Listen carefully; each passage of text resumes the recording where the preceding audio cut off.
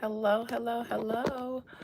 Welcome, everyone. Welcome, welcome, welcome to Beyond the Veil with Adina here on YouTube. Thank you for stopping by to my channel. I am Adina, your resident hostess with the mostest, as well as your resident medium, oracle, psychic, wise woman, priestess, prophetess, woo lady, whatever those names are that people call us these days. I do those things here on this channel. So if you're not into that, I invite you to leave just as peacefully as you come so that you don't disturb yourself or anybody else. And if you are into that kind of stuff around here, please make yourself at home. We're a friendly bunch. To all of my regular viewers, subscribers, busted babies, OG watchers, return viewers, bush watchers, and everything in between. Happy Wednesday, happy day of Mercury to all of you. Yes, we are live today. I was live with the inner courts the other day, the day before yesterday. I think it was Monday, but I didn't have it in me to go live. Little did I know my cycle was coming on a little bit early, and that's what was wrong with me. So I just couldn't put myself to it. Plus, I had some other stuff going on with work. So that was that. But yes, I am here and you are here, and that means we are together. Thank you, YouTube, for letting all of my subscribers, almost 4,000 of them, know that I am live. I just ask that you send out the notification to everyone who subscribed to a notification so that they'll know that I'm here. It says I only have 2 people here in the live YouTube. I don't know if that's true, but me and my subscribers who have their notifications on will be greatly, grateful to you if you notify them that I'm live, because I'm doing my part now. You got to do yours so that they could do theirs. Hey, Chi Chi, how's everybody doing this Wednesday before I begin? How's everybody feeling? Blessings to all of you. Speaking of the inner courts, we will be together briefly after this live, only because we have our group ceremony to do tonight, and I am going to let you guys join me in starting it off. So inner courts members, I'll see you guys after this so that we can get our ceremony started. All right, you guys, let me go ahead and cleanse my hands so that we can begin, because I have woo to do tonight. So I don't want to take too long doing this live. Let me get my Florida water. I will read in order of the thumbnail I used and the title. Tonight, I was curious about 2 people. One of those, well, actually, Ben Crump had been on my mind when I had been asking my spirits or thinking about what I could read on. Ben Crump popped up. And so I wouldn't have thought that made any sense if it wasn't for him being involved with the Nolan Wells case. And I do have an opinion about Ben Crump just based off of his involvement in the Trayvon Martin case. But I may or may not share what my personal opinion is, because this isn't a commentary channel. The other person who I was curious about was Cardi B, only because she recently, it seems, interjected herself into some of Stefan Diggs, who she shares a child with, into some of his legal drama. And I was curious to see if that is going to affect her in any way. So that's why I'm going to read her, and I'm going to read her first. I'm not really here to I'm not here for the sake of reading her relationship or reading her just because she's a hot topic. It's because it piqued my interest when she got involved in Stefan Diggs' legal drama, simply because I wondered if his accuser, or the person that he's in legal drama with, was going to take any legal actions towards her. So that's my personal curiosity with the celebrity world. And Ben Crump, he popped up in my spirit, and I did not see what spirit might have been getting at, making me want to read him. So I'm going to read him secondly. I thought so too, Leo, which made me wonder if the person that Stefan Diggs is in his legal battle with also might have had the same thoughts or felt the same way. Leo said it was giving witness intimidation. I don't know what exactly the statutes and laws are that make something witness intimidation, but it felt like it was coming a little close. So I just wanted to see if, she may or may not have any problems with that outside of public opinion. So let me go ahead and cleanse my hands.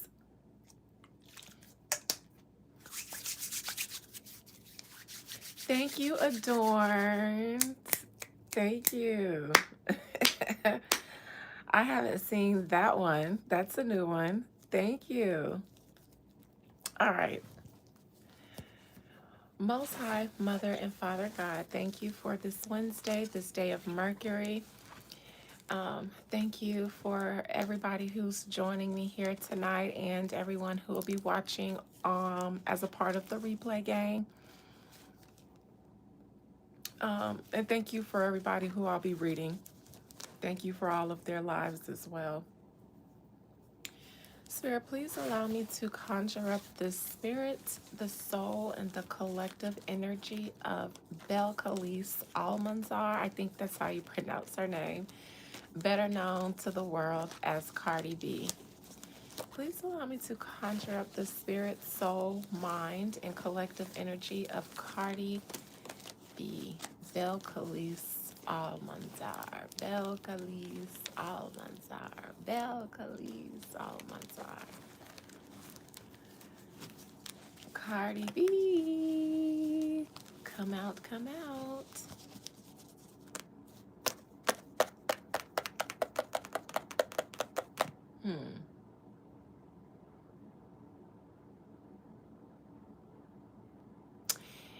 I'm just gonna say, in my personal opinion, because this is the not the first time that this image or idea has popped up into my mind in regards to this person, and as a seer, this is just what I do.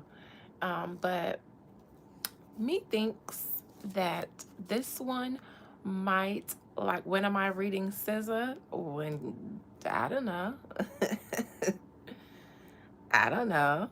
But if you're here for the next Let's Chat, you can definitely put her on the menu. I've read SZA once, and I would just say I think she's sensitive. But spirits did, since I mentioned the other day that what popped up in my mind was lying ass SZA. Immediately after she said something about her autism diagnosis, I thought, Spirit, please don't get me dragged, making me do SZA and saying something about her diagnosis being the new trendy label for quirky, cursive singing girls. If that's what you're getting at, Spirit, I don't want no parts of that. But because you mentioned it, I may just do it simply because Spirit popped up in my mind, line as SZA, and here you are asking about SZA, so we'll see.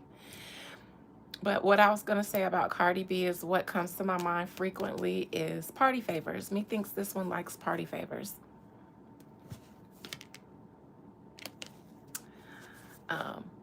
So with that being said, Cardi B, you seem to be, I won't say you are, you seem to be very, very, very upset with Stefan Diggs's accuser of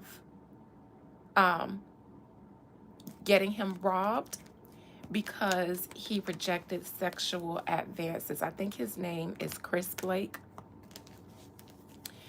You seem to me to be very upset with this young man, and you have expressed publicly your feelings regarding this man and his allegations against Stefan Diggs. Cardi B, what is your energy surrounding Stephon Diggs' case with Chris Blake? And will you, as the result of your involvement in this situation, will you be included in any of the legal accusations or legal proceedings involving Stephon and Chris's case? Simply because you came and expressed your passionate feelings and thoughts and opinions about this case, which could be considered a bit taboo, simply because of your proximity to Stephon Diggs. So, as a result of your recent public expressions about this case and about Chris Blake, will you be involved in any of the legal proceedings between Stephon Diggs and Chris Blake? Chris probably on the altar as we speak. Is he? Is he somebody who takes their life by the horns? Because that's what doing spiritual work is. It's being responsible for your life and the outcomes of it as much as you can. That's interesting. All right. The Wheel of Fortune in reverse. Currently, this is Cardi B in the middle of something that she has no true involvement in. None of the parties that are central to this case have anything to do with Cardi B. I believe this situation was going on before Cardi B entered into Stephon Diggs' world. But this nakedest woman, because she has been intimate with him and has had an intimate relationship and intimate dealings with him, she seems to be the type of person that, despite this level of celebrity, still has not been able to not hide, but temper like their true, raw, vulnerable emotions. In my opinion, Cardi B, when triggered, will come out publicly and say whatever comes to her mind, good, bad, or ugly, or very, very ugly. When she is triggered and rubbed raw, it's my opinion that she says whatever it is she's feeling. And sometimes she doesn't outright say it, but in my opinion, she'll try to express it in some way, even if she can't be direct about what she's really triggered by. Nevertheless, she hasn't learned to temper her raw emotions yet. And it's my opinion. I say she hasn't learned to because, in my opinion, as a celebrity at the level that she's in, you have to. They call it PR training, but I call it temperament. You have to learn that you cannot, because you are such a celebrity and there's a lot of, brand power and, a lot of influence that's put into you or that goes into your image and your brand.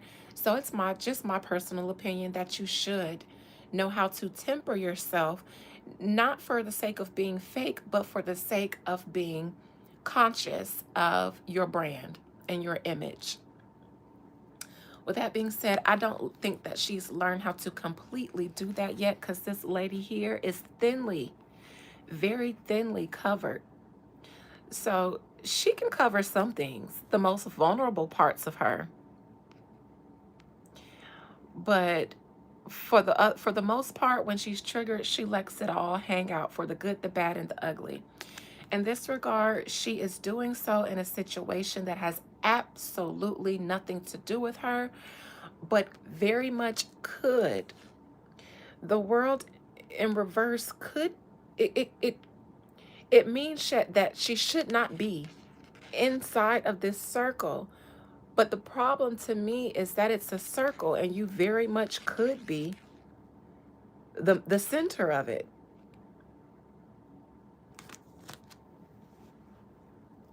You could now be making yourself the center of this situation. And because I'm not at the outcome yet, I won't predict what that's going to look like, but I don't think that that's good. Making yourself the center of this situation, simply because I think that you being the center of Stefan Diggs' harem had a little bit of influence to him not having a job.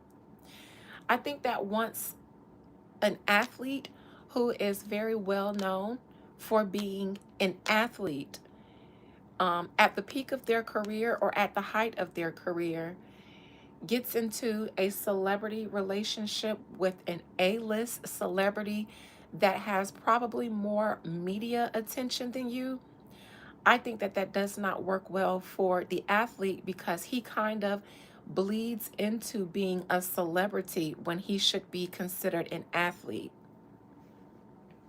And so I think for some brands in the sports world, they don't necessarily like the attention of the sport being taken away from the sport by a celebrity girlfriend. So I think that actually has a little bit to do, a little bit of influence to why he hasn't been picked up. So I say that Cardi B, you being the center of his situations that don't involve you, I think in the long run that harms him or you more than it does help him. But here you are. Challenge. Cardi B, you are getting yourself involved into something that, for one, you should not be involved in, because all of this took place before you was in his world. Secondly, this is a very nasty situation that you are chaining yourself to. Why is, and this, to be fair, I see this as Chris and the legal system. This is you and Stefan, both naked and vulnerable. I'm going to say this, Cardi B. I think that everything that that young man said about Stefan Diggs is absolutely true. I think so. I think so. Doesn't make it a fact, but I think that everything that young man said about Stefan Diggs, their interactions together, and the alleged violence that ensued afterwards is absolutely true, which is why the challenge for you is the devil, because you don't want to bind yourself to this. You don't want to do that. This man was being accused of and robbery and violence, not just robbery, but beating someone up after they refuse his sexual advances. So all of this is very, very, very nasty work that you have chained yourself to. Careful. Now, fortunately, this isn't in your outcome. That's the beauty of this card even showing up so early in your reading, because it's not your outcome or your near future. Well, I'll say the near future doesn't matter, because that just means that what we're talking about would only get deeper. If this was your outcome, girl, I would say you're absolutely going to get involved in this. Now, I can't say that you won't, since this is your outcome, because this only means that you are in it just as deep as Stefan, and you can't be because you just weren't there. But the other problem, since this is a major arcana, is why you want to chain yourself to a man who is currently fighting and battling these accusations. Cardi B, after your history with the courts, not saying that you've ever lost, but you have a history fighting, being litigious. You just admitted that you lost deals after your rant last year. And this is now what you want to tie or bind yourself to. Why? Because you two have been intimate with each other. And Cardi B, you can't seem to get out of your feelings. Once it goes into intimacy, and the intimacy, the spiritual bond or bind um, um, that is bound between two people once they have a baby, It seems like once you are intimately connected with someone, then y'all locked in. Locked the fuck in. It doesn't matter if it's a healthy relationship or all. If they go deep enough and hit that little button inside of your vagina, locked in. And I'm going to say, and this is just my little shady thought, because when I was preparing to do this reading, my human side stepped in and I thought, well, maybe Cardi B, this is why when y'all fuck, it stank. Cause you say y'all be fucking so much y'all be fucking till it stank. Me and my baby daddy be fucking till it stank. And I thought, well, Cardi B, you ever thought maybe it be stanking when y'all hunch for a long period of time? Because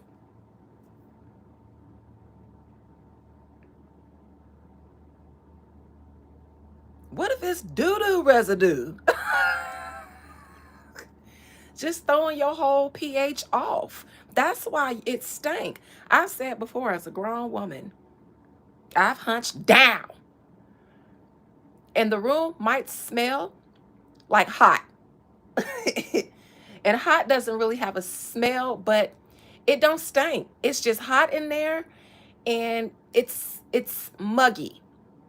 We need some AC, we need some fan, we need to cool off, but it don't stink. But it's hot. And that's kind of what you feel. And it just don't stink though. When two people are healthy,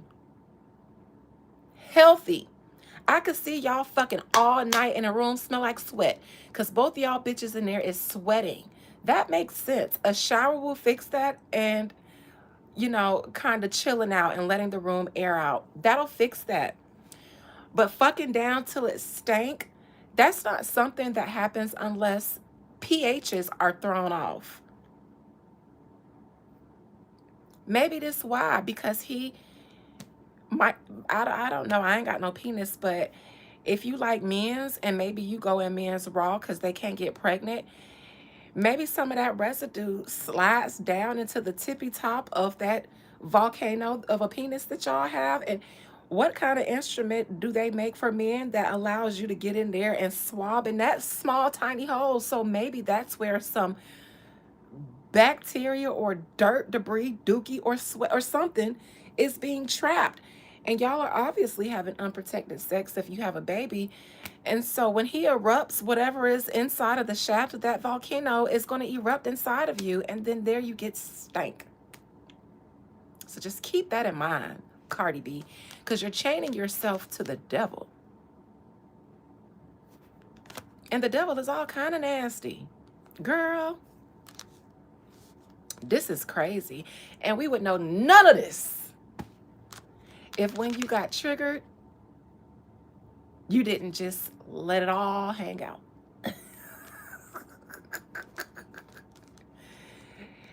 For an A-list celebrity, nobody should know that you and your man fucked down till it stank.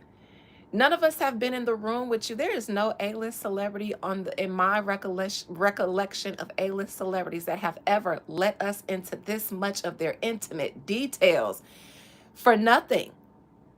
Just telling us. I could see back in the day it had to get leaked. Now, me and my baby daddy been fucking down till it stank. And I'm just like, what? I just so happen to be scrolling Instagram, minding my business. And here I know that Cardi B and her baby daddy fucked till it stank. Then he has public accusations of booty vandalism. And I'm just sitting here and my nose just going off. Just sitting here like an innocent bystander, my nose just saying, now, why I didn't sign up for none of this. How I get in this?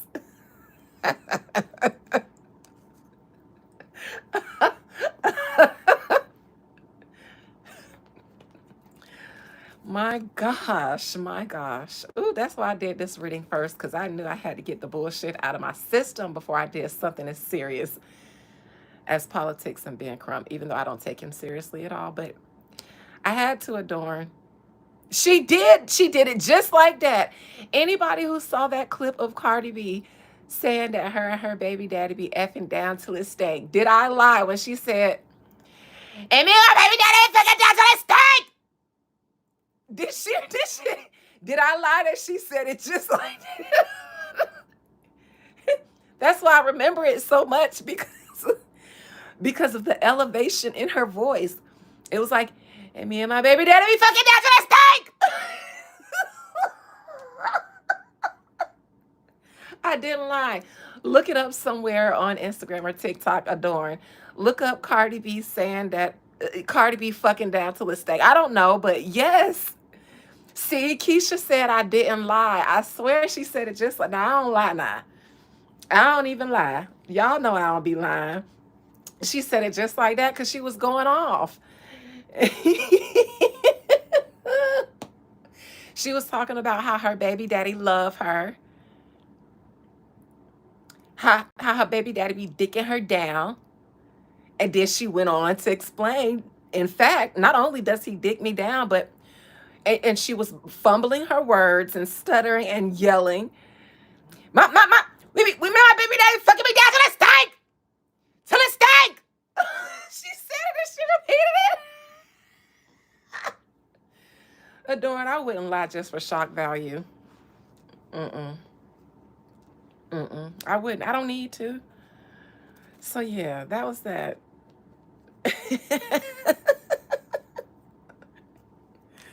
That's why I can never forget it, because she yelled it and I smelled it when she yelled it.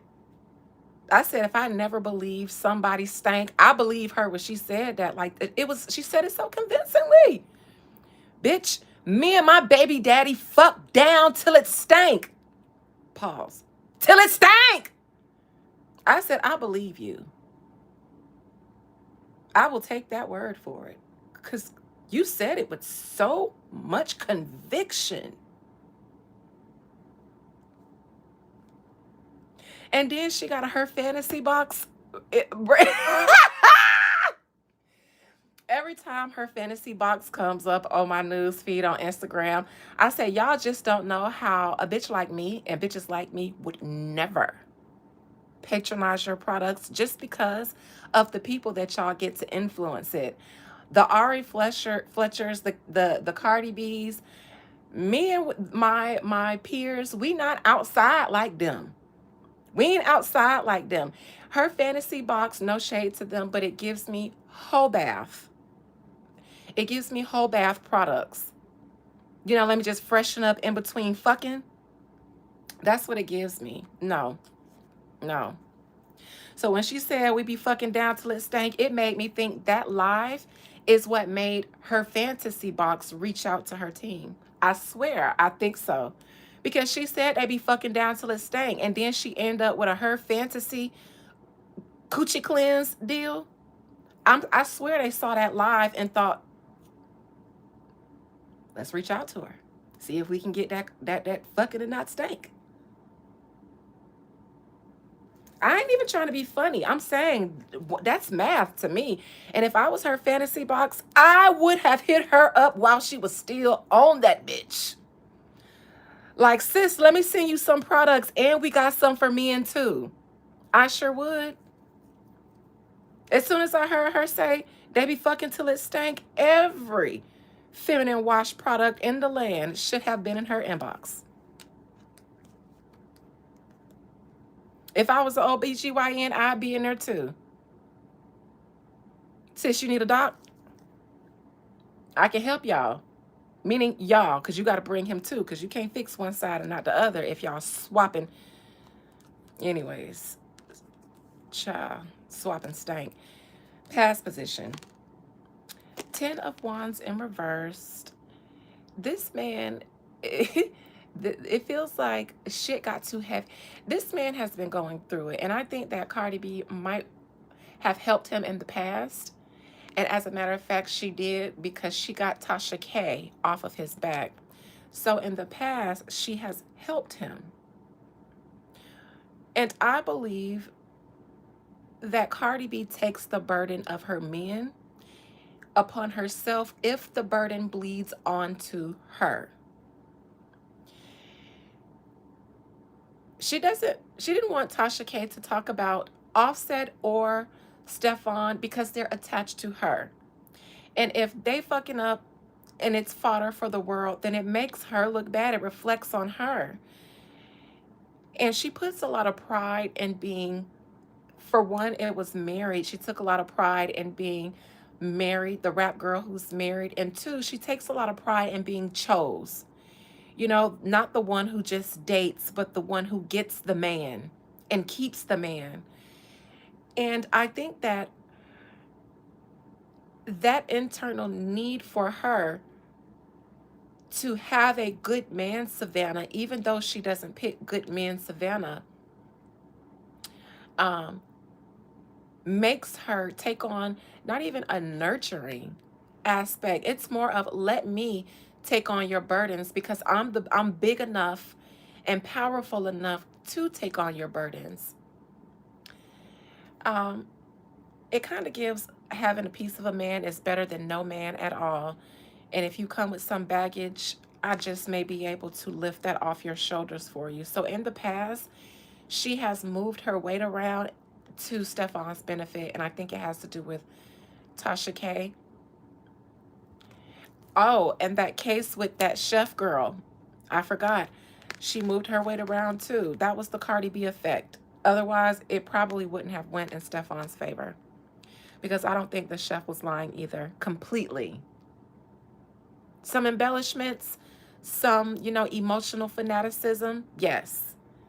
But outright telling a lie that these events took place, no. Do I think they minxed each other? Yeah. Notice I said each other.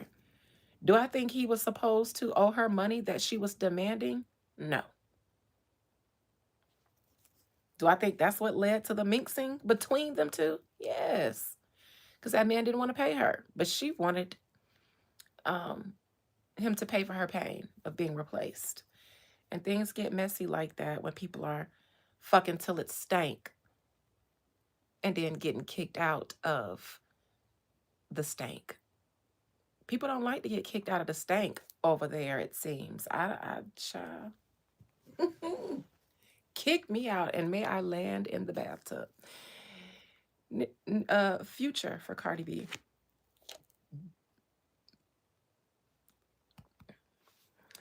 Ace of Cups. Now that young man, Chris Blake, responded to her online um uh rant on him in a very um respectful way to Cardi B. So because he did it, he responded to her that way. Cardi B cannot successfully rant on him again. She cannot, because even in his response, he did not respond emotionally and give them any material to use against him. He did not give them any fuel to respond to him in a retaliatory type of manner. So if she addresses him, it will be without some of the bass in her voice. If not, then his um, graceful response to her has neutralized her. Neutralize mean she was on the attack and she cannot continue to attack. She did respond. Okay. Was it aggressively? Because if she did and he responds again, it's still going to be with grace. He will continue to handle her with grace. Why? Because this man has his attorneys doing everything they're supposed to. So he feels like, let's let the whites, the people that we pay to deal with this stuff, let's let them handle it. No, it wasn't aggressive. She lowered her base. He then posted pictures of him with Stefan. Okay, so yes, she has to take that bass out of her voice because he responded to her gracefully and respectfully. Yes. And this man feels like he has such a solid case. He doesn't care about who's coming at him in the media. He feels like where it matters, I'm good. So Cardi B, I can respond to you gracefully because, to be honest, I kind of feel for you. This is the picture that you said he posted with him and Stefan and his folks. And this was to let her know and everybody else know there's more where that came from. See all those streams of water coming out the cup after he dropped that onto social media? This is a here. But FYI, there's more tea to spill from this cup. So walk light, Cardi B. Walk light, Cardi B. And she better. She better. Because if she continues on the attack to him with she's shooting at him and she has no idea what he has in his arsenal, but she's emptying her clip without even knowing what exactly she's up against. So that's not smart. Don't empty your clip unless you know what your enemy has in their arsenal too. So you know how you got to ration your clip, or if you can go full crash out or not, because they ain't got nothing. He hasn't even really opened up his arsenal of weapons yet. But Cardi B, I think he's soft warning you. You don't know your man the way I know your man. So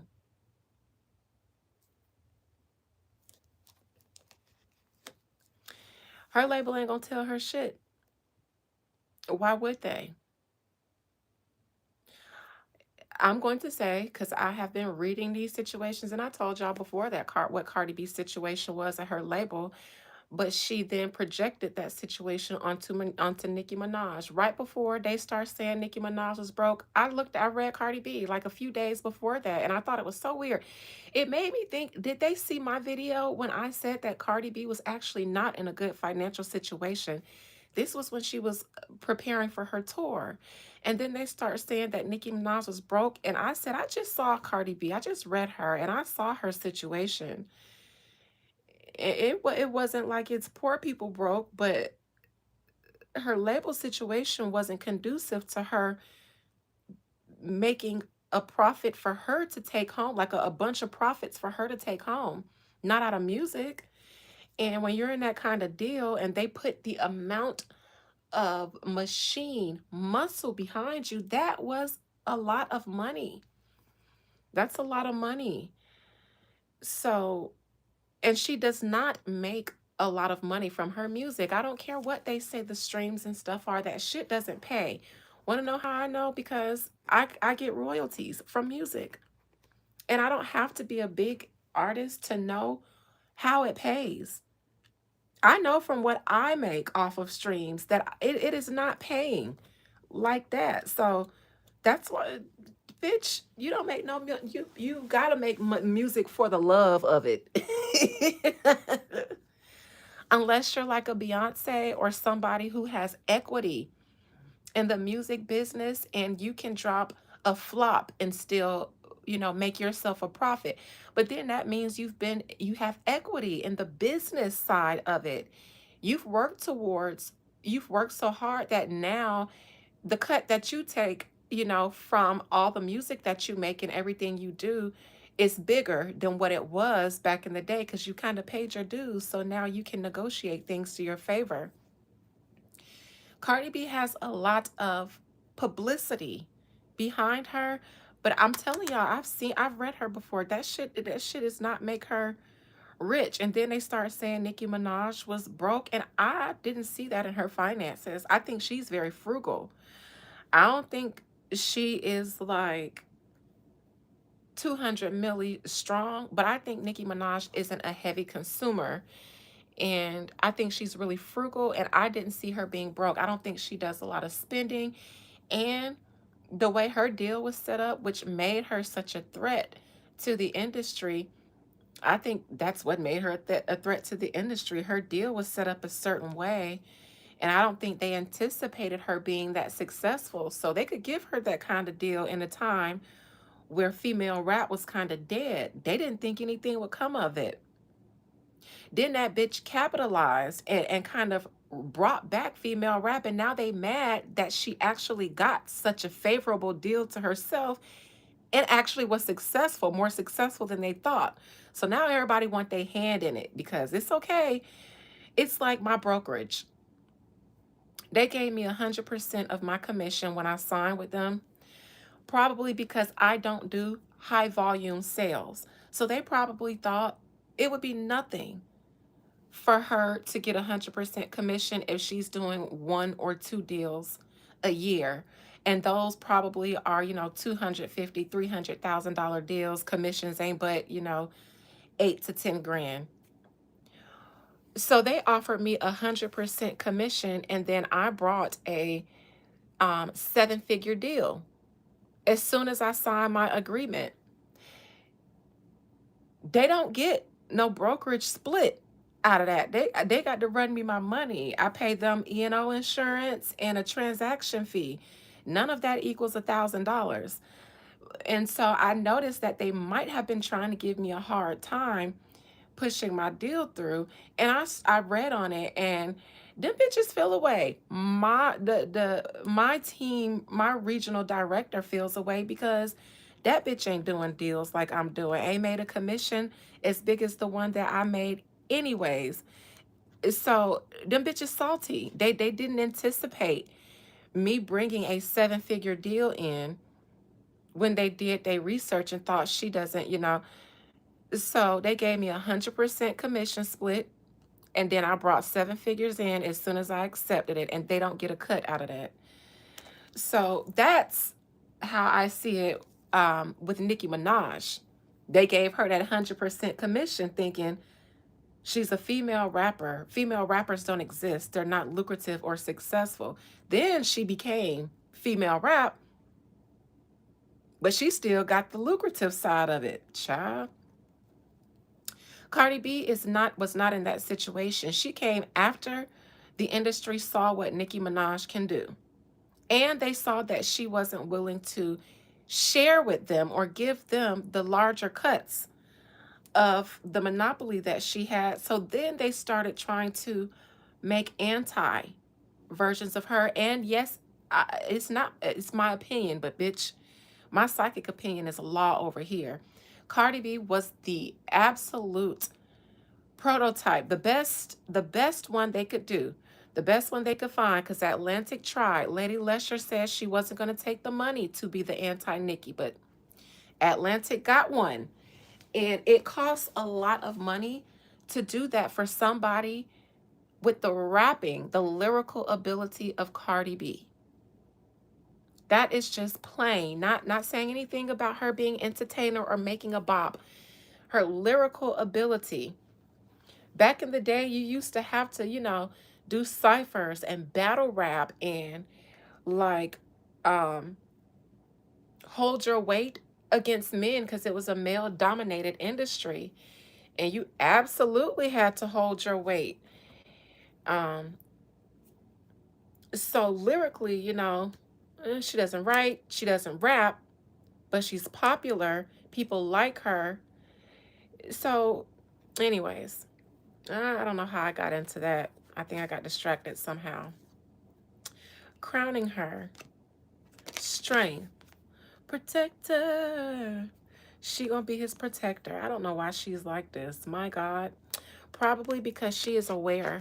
This tells me Cardi B knows that her man is a fun boy. He likes fun. Notice I didn't say that she knows her man is a body boy. Now that might be in the so below position, but this tells me that she knows that her man has celebrity tastes. Cardi B is okay with her man doing celebrity wild shit. And I'm going to tell you guys that because I'm reading a celebrity, all of them, none of their lifestyles are the same kind of lifestyles we live. The drugs, the multiple partners, that's just their lifestyle. And if you're not a part of that world, then you wouldn't get it. Everything will be immoral. Everything will be a scandal or, something like that. When drugs, sex, and rock and roll is the name of the game in the entertainment world. So having a harem of bitches, that's fine. I got kids, he got kids. She says something like that. The pink stuff on the boat. Bitch, fuck it. Everybody in Hollywood do a little this, a little that. And it seems that when those things start to get the best of her man, she likes to try to protect them, be their strength. Why? Because Cardi B is popular with the public. That is how she became Cardi B. Public perception, and a good old media machine manipulation. They can absolutely make you guys like somebody. They know the formula to relatability. They know you all. I keep saying these companies, these big brands, all celebrities are highly paid influencers. And in order to influence someone, they have to know what it takes to influence you. How do they know that? That means people have to study you. That, again, I've said this thousands of times, is what marketing departments are for, to figure out how to sell to you. And it's not always to meet you where you are. Sometimes selling to you means making you buy into the product. This is even a part of my real estate courses, becoming a sales agent in real estate. Yes, there are some training series on sales that teach you how to make a person buy into your product rather than making them feel like you are selling them something. You make them feel like they are choosing when they're not. So she has a very loyal, I don't say fan base, stan base. She has loyal media personalities. Um, and in my opinion, Atlantic probably puts more money into kind of her media perception than her music. Because even if you guys agree that even if you don't like her music, you'll still support her if you like them enough. And so they don't have to invest in music. They have to invest in making them likable. Then they can sell anything and it will be successful.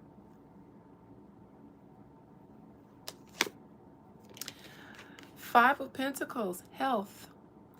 It's in my opinion, and this is my opinion, and this is all for entertainment purposes only. Poor hygiene, STD. Poor hygiene, poor health over there. Poor hygiene, poor health. Five of Pentacles is poverty, spiritual poverty, poverty of health as well. This is sickness. This is in the slums. And you know what homeless people smell like? Like I said, fuck until it stank. Now, in my mind, Cardi B, you are very much aware.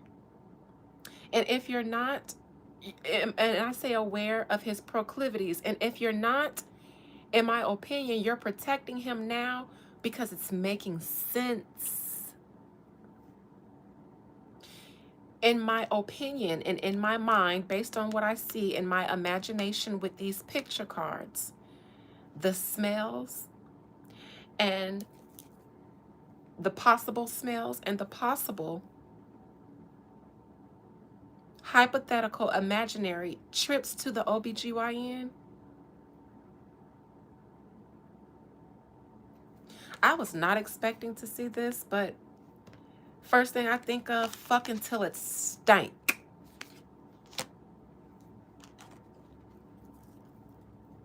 And inner guts stank when they're rotting. Oh my God. I need some water. And so do you. Let me take some for the both of us, because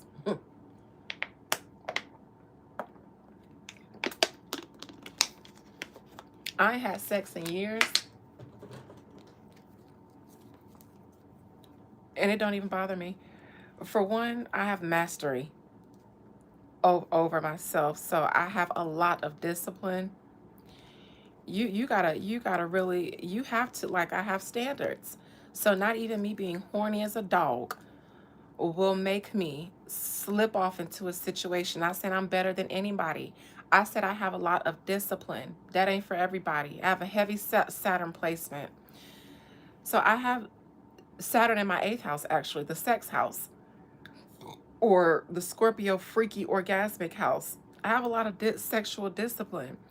And that is for one reason, because my vagina has magical powers. And I have seen the benefits of me having intimate relationships when they're equally yoked, and when I'm intimately relating with someone who I'm not equally yoked with, energetically aligned with, or even if they ain't taking as much care of me or trying to equally invest in me than I in them, then we will have sex and their life will flourish, and then I'll start losing shit. And I'm real choosy. I gotta like you. I have to like you, and a more than one way for me to even want to be intimate with you. So I will say that choosing a partner for me, knowing how choosy I can be, also means everybody ain't finna run up in me because I value my health. I have a stellium in the sixth house of health. So health is wealth, and health is important to me. And I just feel like if I take good care of myself and my hygiene, ain't no man finna come into my life and take away from it or add nothing. That's nasty. You can't take away from my peace and add stress. You can't take away from my health and add poor hygiene and STDs and shit like that. You just can't do that with me, because then you just would be cut off if you got that far, and you can go on about your way and live your life, but you won't disturb what I have going on here. Um, so, child, let me get away from this, because where is my water? And I need to, yeah, I just got a new, I don't gatekeep, ladies. Brown Sugar Babe body oils. I put these all under all my perfumes, and I have tons of these. They're so good. They smell so good. Even if I don't put on not a damn perfume, if I put this shit on, I am going to get compliments. Somebody is going to break their neck trying to find out what the fuck I got on. I need to sniff a little of this right now, y'all. Excuse me. And this is the Brown Sugar Babe Bad and Bougie. Pet peeve, just to the brands. I hate when you guys spell bougie like we say it, to be cool and trendy. I actually like when you guys spell it bourgeoisie like it's supposed to be. I get turned off from brands when they cater to trends that are dumb, like misspelling things on purpose. It makes me think that this is how you really think bougie is spelled. And then I just think, oh, you're dumb. I can't trust you selling me a product. You might have bootlegged it. So I'm very particular with brands in that regard. So I ask myself out of being a lot of people's market because I care about shit like that. But anyways, thank you. This helped clear my nose palate. Cause this right here, nigga, I was expecting to see the King of Cups in reverse or the Knight of Cups in reverse to see a gay or bisexual man. But no, these together, health, health, and fucking until it stank. It's literally a brand just trying to follow a trend to stay relevant. You can't trust any of them. I agree. I tried the Black Girl Vitamins PCOS support, and I tried them over what I usually try, and I'm not even halfway through the bottle. And I just went ahead and ordered my usual PCOS meds because I can take them for my regular meds for 2 days and feel completely different.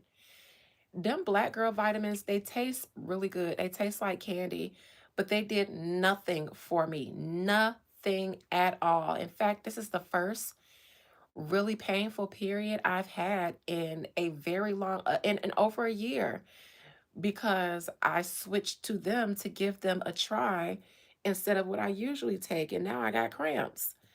So, no. Mm-mm. I tried to support, but bitch, no.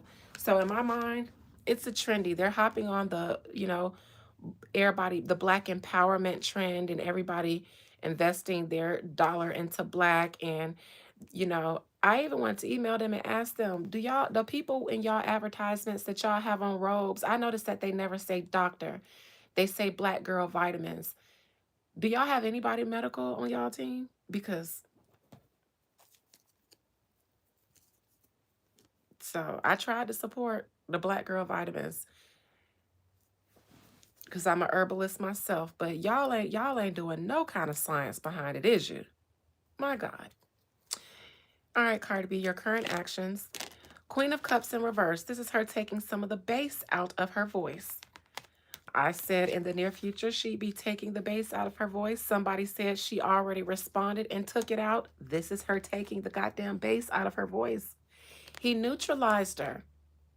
He responded to her fire with water. So now she has to start removing some of that bass. Why? Because she was acting like the queen of the castle. However, queens in the deck just represents history and experience. Cardi B, you were not there when this stuff went down. And something about this man's response, the pictures he posted, and even his statement saying this was before you, must have reminded you. Must have reminded you, because it seems like you just saw red and crashed out. But then he had to bring you back down and say, Carter, remember you weren't here. You remember that. And then in my opinion, she started thinking about that, everything he said, the women, the health and the smells, and start removing some of the base out because she was not there. So she cannot assert herself as if she has the history and experience in this matter. External to you, Cardi, how you're being seen in this regard. Hopefully, I do not flip an upright sword, because that would mean somebody is looking to see if they can sue you or include you. Look.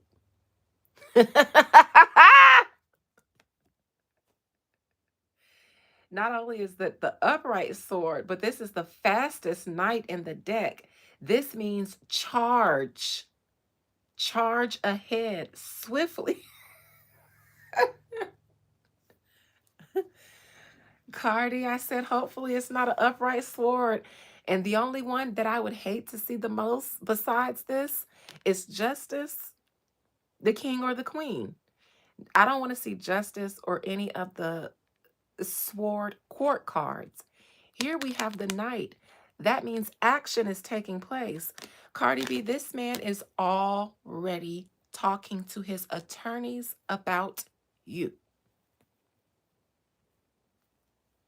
He is already checking with his team to see what legally might be able to be done about you. Girl, see, this is why I wanted to read this, because this is what I wanted to see. Fortunately, this ain't your outcome, but bitch, if your outcome is a king of swords or justice, then girl, you got a problem. Hopefully it stops right here at him just checking, meaning he's going to check, but that doesn't mean he's going to pursue. This man gives me he's got some sweetness in his tank too. This isn't just regular smart. This is woman smart. He gonna check and see what he can do, and then he might sit on it. And knowing, may not ever say anything about the fact that he can do something if he can, but just gonna sit back on it and let you crash out, and then he would probably just hit you with something. Yeah, he checking with his attorneys, and he gonna see if he can do something, and I think he can. Will he though?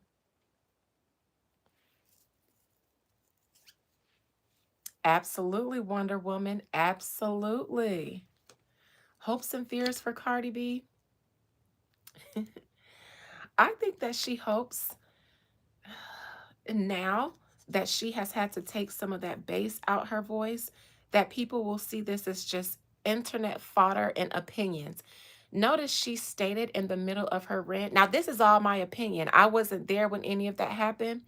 She did that because she understands that she's speaking from a place that could implicate her with Stefan in some kind of way against his accuser. So even in that moment, she was trying to throw out, and hey, I ain't got nothing to do. I'm just saying this just from the space of everybody else watching this. So she's hoping that that whole thing, I'm just commentating on it like everybody else would stick. But Cardi B, girl, this makes me feel like you're used to dealing with your stands, because I feel like you're now in a realm where, no, ma'am, you can pull those stunts with your stands. Nobody else. She told him not to call her that in her response. What? Call her what? Oh, I don't know.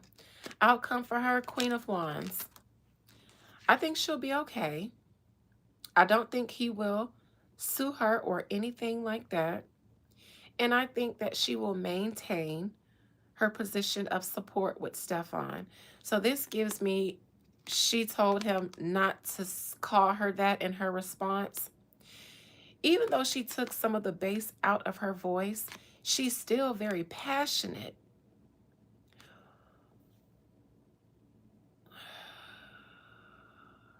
And this just gives me, everybody knows where she stands, but this doesn't necessarily gives me she will continue to crash out. It's just that she will support Stefan Diggs spiritually, and this is not Jesus, spiritually in any other way that she can. With her power and her might, she will support her baby daddy. Spiritually in any other way she can. I'm not talking about Jesus Christos. Let's start there, Queen of Wands.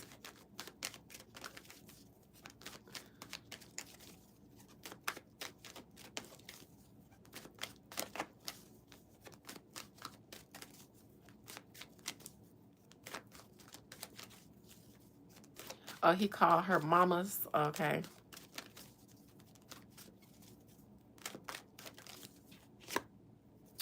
This is her continuing her support, but she will tread lightly. Why? Because she got whacked. She tried to fight.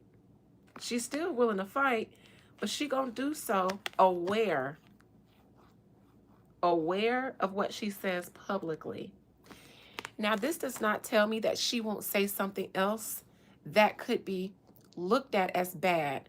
I'm saying because she still wants to fight. I'm saying that she's going to continue to try to keep this defensive posture, but in her mind, she is aware of what she's saying and doing. That does not mean that you won't still fuck up Cardi B. It just means that she thinks that she is towing the line. So it's like she's thinking, okay, I might not say this, but I'm gonna da da da da da. While all the things that you actually do might still, but she won't. I don't see her being charged. I see him looking into it, and if she continued to verbally assault him, he probably would. But since she already took some of the bass out of her voice, she gonna stand for her man. She is going to stand for her man, and also continue to share her legal resources with him.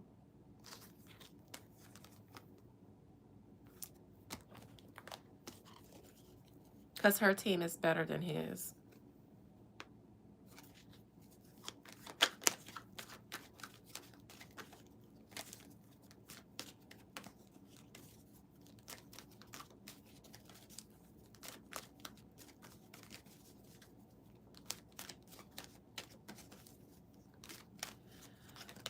All right. Do I care to see anything else going? Oh, yeah. I actually want to look into the damn Five of Pentacles. Since my nose is already in the business of it all, I might as well get a full whiff. If it's stank, then let's see how stank it is. Before I clarify the Five of Pentacles, I want you guys to know that I will be mincing my words and speaking in parables and not saying every single thing I see, since in my opinion, the Five of Pentacles deals with health and hygiene. Last time somebody else spoke like that, they got sued, and I am not alleging that she has anything. I'm saying, in my opinion, and based on me being a card diviner, I'm just a picture card reader. That is definitely one of the interpretations of this card. You can Google it. Poor health and hygiene. Google it. Five of Pentacles and poor health. Google it.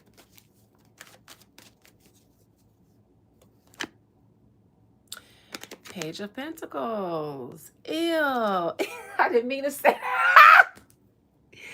I meant to laugh, not say ew. Because you know what this gave me? Out of this poor health, something was given. Gave me something. Now, a baby.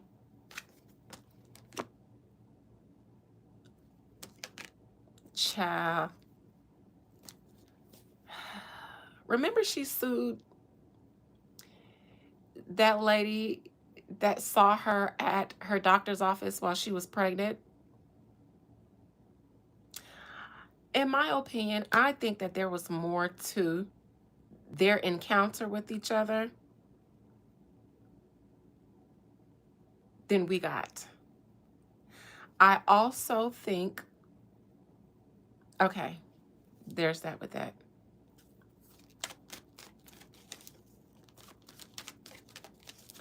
All right, that was Cardi B, you guys. I wanted to see if that man was going to try to include her in any of Stefan Diggs' legal proceedings. I think that he's looking into it. He could, but probably won't if she doesn't continue to drag him over the coals. And I think she will apply some temperance to her support and defense of Stefan Diggs. That's what I got there. Moving right along, because I have woo to do tonight, and I will be prepping that ceremony with my inner courts members, so we'll be meeting immediately after we get off of this live.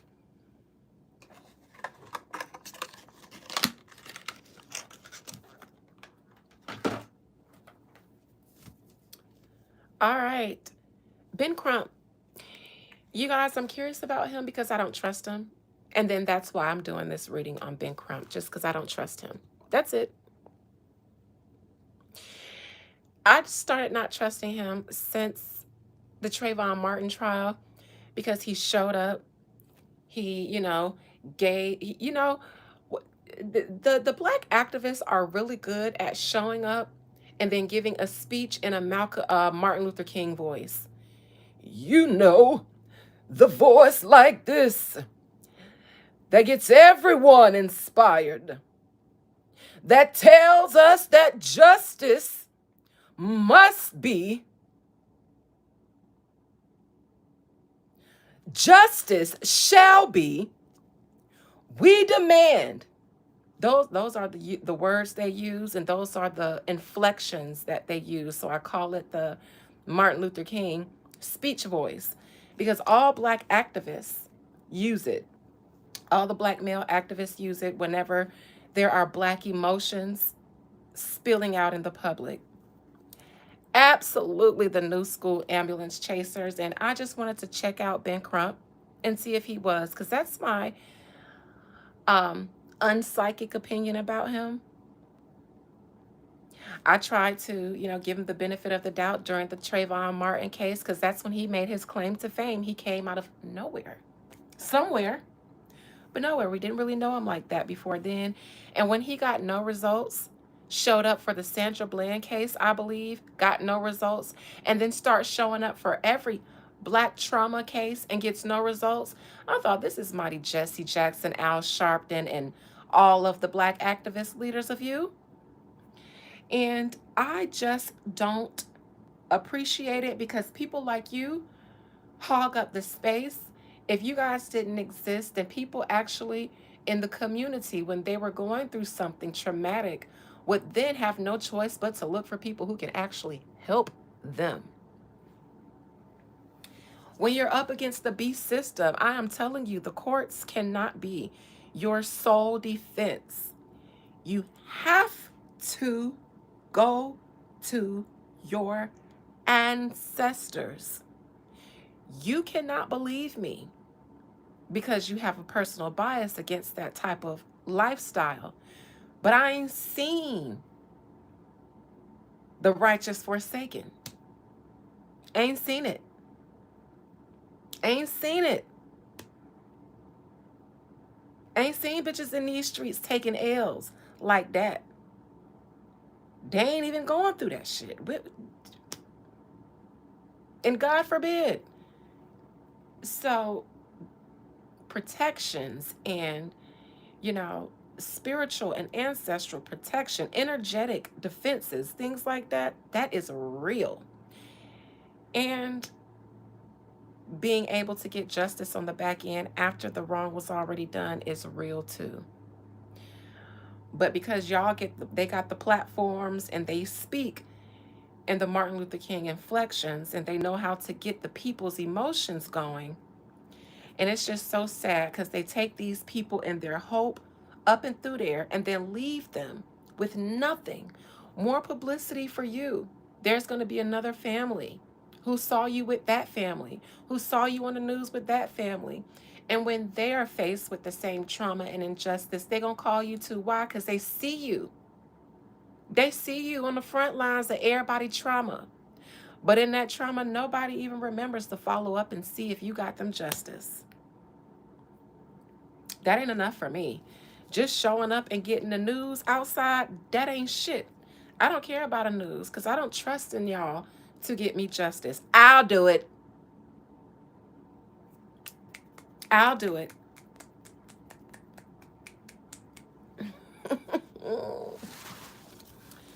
So I'm just going to take a look-see at Ben Crump because he's currently using his Martin Luther King voice and inflections for Nolan Wells' family. And that poor family, they are grieving heavily.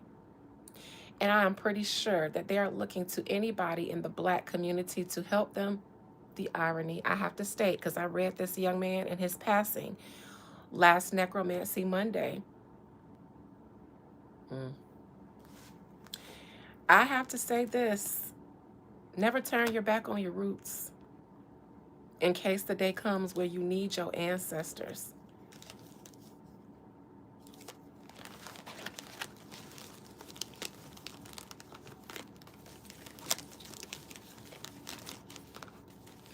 I know sometimes it's easier to not live the black experience in America. I can imagine it's even uneasier to do that in Mississippi. But on the other side of the injustices that you face, there's also power. Just got to tap into it. But if you look to their heels for which cometh your help, then you're going to always be left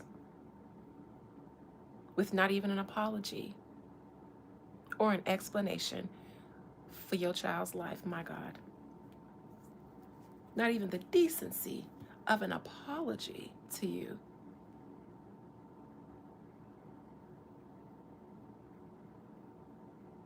Ben Crump don't know woo. Because by now, that judge would have been off the bench. All of their parents and families would have lost their job because all of a sudden the media, their companies don't want to be involved with this kind of scenario in today's liberal world. They don't want that kind of media. They don't want that kind of publicity. They think it's just best that we part ways. Friends, isolating them, leaving them behind, depression setting in, hearing voices and seeing shit, losing their ever-loving motherfucking minds. Guilt eating you up until you might not even want to live anymore. Mm. More than one ways to skin a cat, but the cat still is going to be bald headed. So I look at the other ways to skin a cat, and y'all go that way to skin a cat, and then the cat stay unskinned. Meanwhile, I'm over here wearing cat fur coats. Most hot. Let me cleanse my hands. I won't judge this man too harshly before I get in here. But I know a milk dud head ambulance chaser when I see one. And I just look at your track record. Why is you always in the middle of Black trauma, but never on the forefront of Black justice? People come to me for help all the time, and then I have the testimonies after we do the woo. So I'm just looking at the math, not mathing. The person in need. You equals more need. That don't sound like math to me. It just don't. Child. Most High Mother and Father God, please allow me to conjure up the spirit, the soul, and the collective energy of Ben Crump. Any of y'all ever find yourself in a situation like the Wells family, the Martin family, the Bland family, the Gray family, all of those families? You better not call that man. You better, Erica. You better. Because if I can't get justice in the court, I'm taking a bitch out.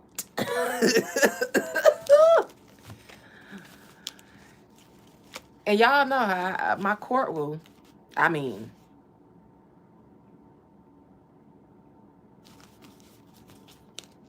make me run down my resume. This ain't about me. I'm just saying, y'all don't call that fucking man. Anybody in here, I see you on TV. If I see your ass on TV with that man in front of y'all, I'm blocking you. Don't call me after you call him. Because by then you done already sold yourself up the river. As soon as you call him, he sold you out. He gonna sit there and listen to you tell all the gory details and all your plans and what you want to do. Then he gonna go back and tell the feds so they can be 2 steps ahead. Not before 911, Wonder Woman. Don't do that. If you're in an emergency, please call 911. If it's not an emergency, you can call me. If you laid out on the floor bleeding, please call me from the hospital. If you is sick and cannot breathe, please call me after they hook you up to the oxygen machine. Don't do that now, y'all. Don't do that. That flying on a broomstick thing is not real. I cannot reach you that quickly. If it's an emergency that I can, that I can actually work on. Okay, but if you on life and if bitch, you better call 911. Yes. You called me talking about, Adina, I'm shot. Bitch, I'm hanging up on you and I'm calling 911 for you. You gonna say I'm shot, help, and all you gonna hear is my dial tone and then the ambulance. Just know.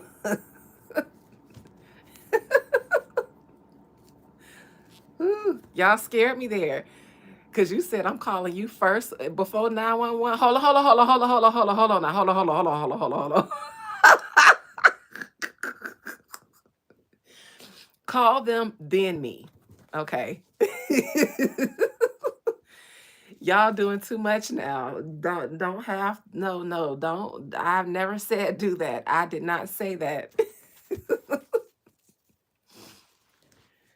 I said don't call Ben Crump if y'all end up in that situation. In those situations, you better call me. I'm talking about soon as they call you and give you the word after you pick yourself up off the floor while you still snotting and crying. You have to call me so that I can get on it quickly.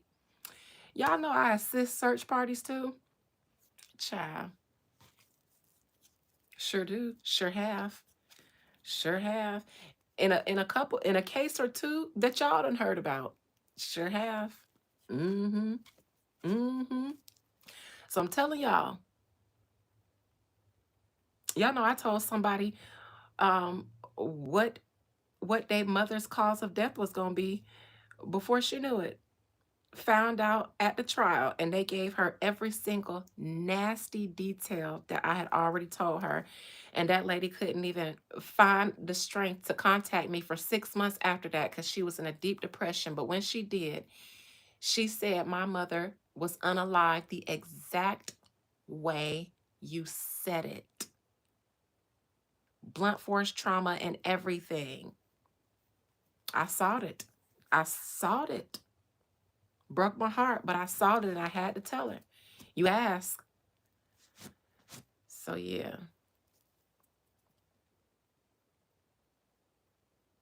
Thirsty. You don't even know what you're saying. My perception. Clearly, you're dressed in appropriate way. I think you mean in an inappropriate way. Clearly, you're dressed in appropriate way too thirsty. I think you mean too as in TOO thirsty. Too grown, TOO grown, not to know better, mind condition, very wrong, emoji. That made me feel dyslexic. Your perception, you need more perception. Let me get you up out of here so you can go somewhere and perceive the words coming out of your mouth before you type them. All right. My God, I feel slow as fuck. Let me drink some water. Ooh.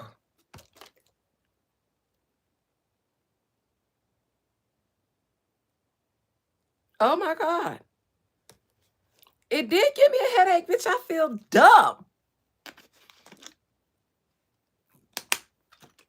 What in the shout bus, shouty? Oh, I feel like I'm doing a windy wobble. Ooh, my head is woozy. I got dizzy. Bitch, don't y'all ever. If you ever feel dumb when you typing, delete it. Don't wait for me to validate it. Follow your first mind. If you ever type something and say, bitch, this feel dumb, just go ahead and delete it because it probably is. Don't wait for my validation. My God. Ooh, bitch. Ooh. Y'all, I'm sorry, but I was trained up in the old school, the old world education system. You remember where they educated us? Ooh. It's like now I got to be trained how to think in cursive. I got to learn how to think in scribble scrabble. I can't. I'm stuck in the old ways of literacy and educational supremacy.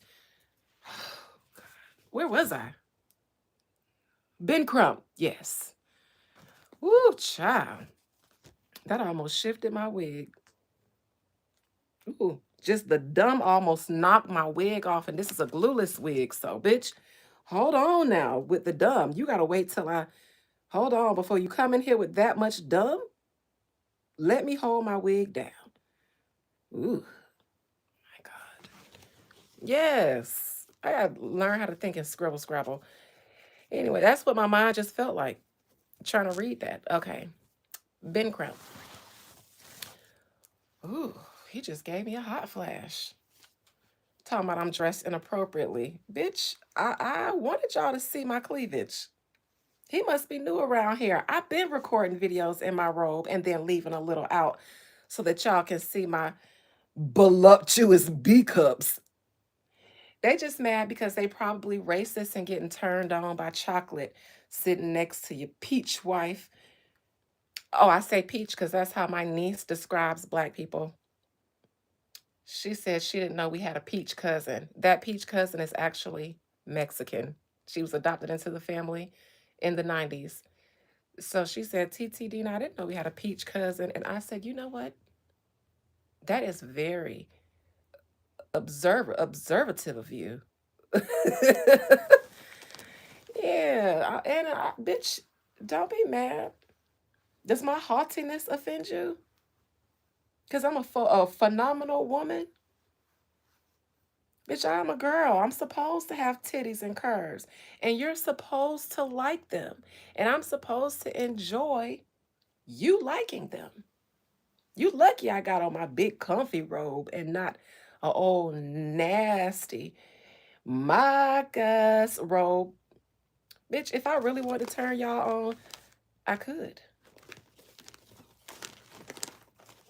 I'm just trying to give you something you can feel so that you know my love is real. But if you don't appreciate my tiggle bitties, then you can go. They don't go. You can go. All right. These titties got way, way more clout than you. These titties got fans and these titties is lit. What the fuck you mean? These titties is lit.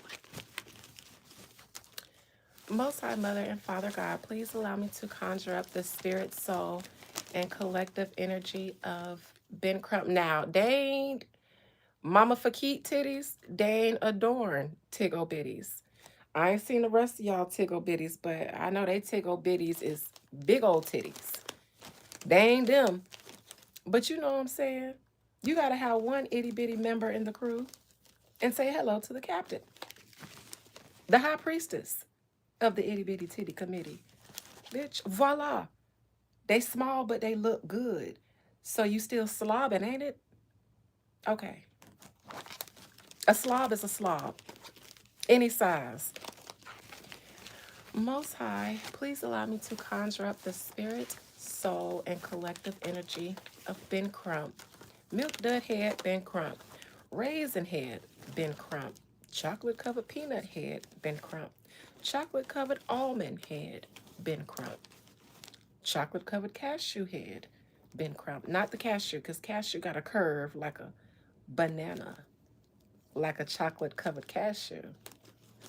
No, he's just a milk dud and such. You got skipped in the family. Same thing with me and hips. My mama got hips like this. My sister after me, hips like this. Me and my baby sister, what hip? So now I got to go into the gym and do hip abductors so that I can try to grow some. Catch me in about 6 months. Bitch, I'm wide and outside. I got enough everything for my frame and my size. I'm a petite girly, always have been. Model body, you know what I'm saying? Everything right. Just everything just right. Smell good, look good, and I fucked and it don't stink. I promise. All right. Ben Crump. Ben Crump, are you someone who fights for justice in the event that there are Black injustices in the United States? That's what I would like to see about you. Spirit, compel Ben Crump to speak his spirit and soul's truth, keeping absolutely nothing hidden from me. Ben Crump, are you trying to get justice in some way for Nolan Wells' family? Is your involvement in their case because you are actually fighting for justice for that family? And is your career based on you fighting for justices in the face of injustice for all Black Americans that you represent? You got hips, thighs, and butt, Erica? Send me a picture. Prove it.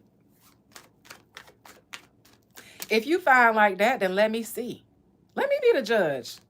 Let me validate. I'm the validator up in here. Let me see that ass. I'm just playing. That sounds really creepy. Y'all, I don't be wanting to take advantage of y'all. I'm just a big old freak. But I don't even be getting freaky like that. It's been years. I just be talking cash money shit. But for real though, let me see. Erica say I got all that. Hips, ass, thighs, booty, titties, face, coop. What? Listen, I got it all. Okay? I got it all. Call me Walmart. I got it all. You got some hips and more butt because of this pregnancy. You pregnant right now, Keisha, and you ain't tell us we was expecting a busted niece or nephew? Hey, TT baby. That's me rubbing on your stomach. Keisha, you ain't tell us you been in here pregnant and gestating the whole time. Aw. A doot doot. Aw, little note. Hey, TT note.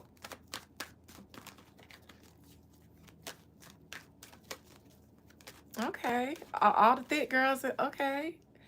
All the thick girls is busted babies, huh? Okay.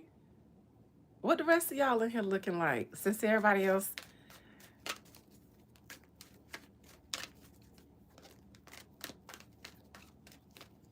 What else we got going on up in here? I don't see none of the men saying, yeah, I got on gray sweats right now.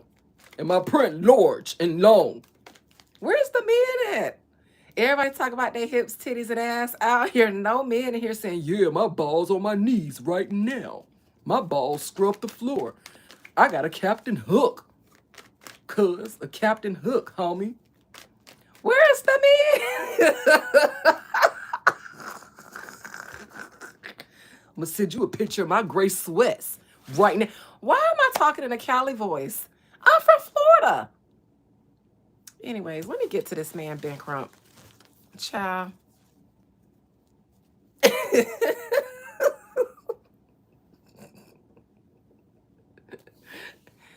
BZ baby Zaddy say we in the chat. Hey. BZ baby daddy say we right here, nigga. Balls on the floor. Cut. I'm from Hull, Florida. Hold on, y'all. Y'all gotta walk with me outside before we do Ben Crump because I gotta flip the switch on my AC. It's hot. This an old house, so the switch be, I don't know, it's hot. The hotter it get, the more the AC can't keep up with the heat. So excuse me. BZ baby Zaddy. Where your gray sweats? I'm supposed to be reading psychic stuff, and I'm out here talking about gray sweats, hips, ass, and titties. My problem is y'all was just gonna sit here, you men, taking note of all the women in here giving their measurement so you can follow them on Instagram. Meanwhile, they don't want to follow you unless they can see the gray sweats. So tucked in storage, it's hot outside. You goddamn right. That's why I'm sitting here in my brassiere. You right, BZ.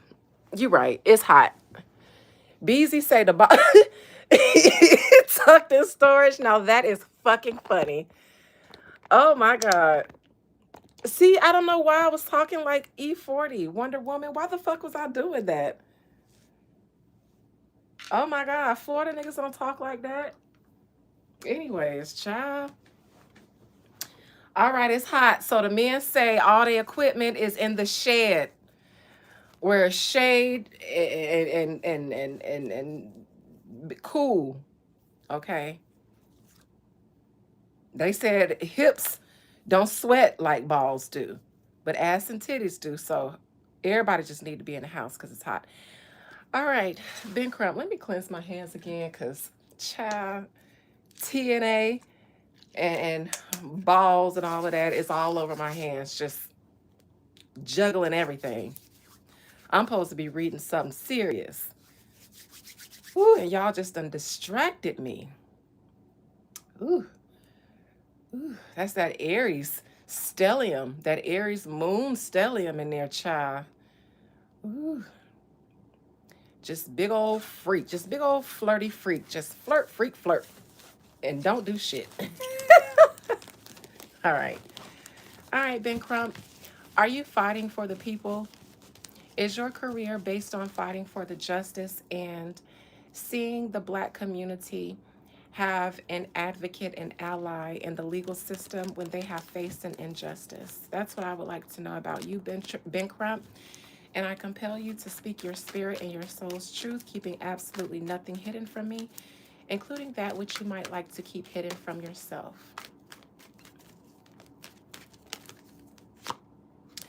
The Empress in reverse. So currently, Ben Crump is assisting a mother right now who's grieving and who has lost her son. I imagine this is Nolan Wells. The mother shows up because did she? Let me Google Nolan Wells.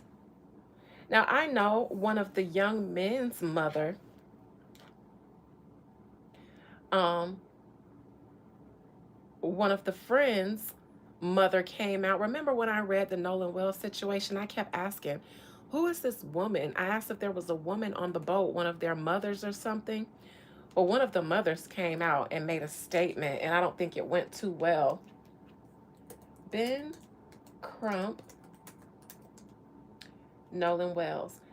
First and foremost, I'm going to say that it's usually grieving mothers who reach out to Ben Crump, not grieving fathers. And it feels like, I'm just going to say, the mothers are his way in, especially when the mother is single or unmarried or something like that. But even if they are, it's usually the grieving mother who is steering um, the after effect of the tragedy that they're in. It feels in some way he appeals to grieving mothers. That's how he gets in. The mothers, it seems. I don't think it's too many of the fathers that reach out to him. Present position, he's dealing with a mother who is, I don't know if she's fully Asian, but she is the half Asian of Nolan Wells. I think Ben Crump has opinions about the mother. I very much think that Ben Crump is pro-black, meaning I do think that he likes black people. And I'm going to say that I think that Ben Crump is pro-black. Okay, I'm saying that because I want you guys to read between the lines. I also think that he has opinions about Nolan Wells' mother.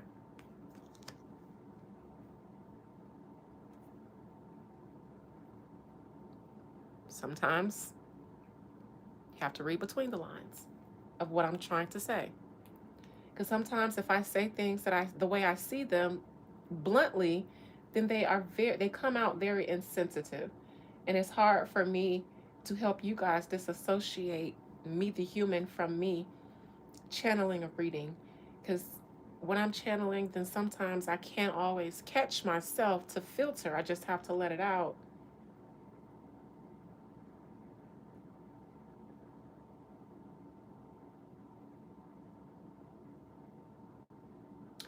Again, I think he has opinions about Nolan Wells' mother and how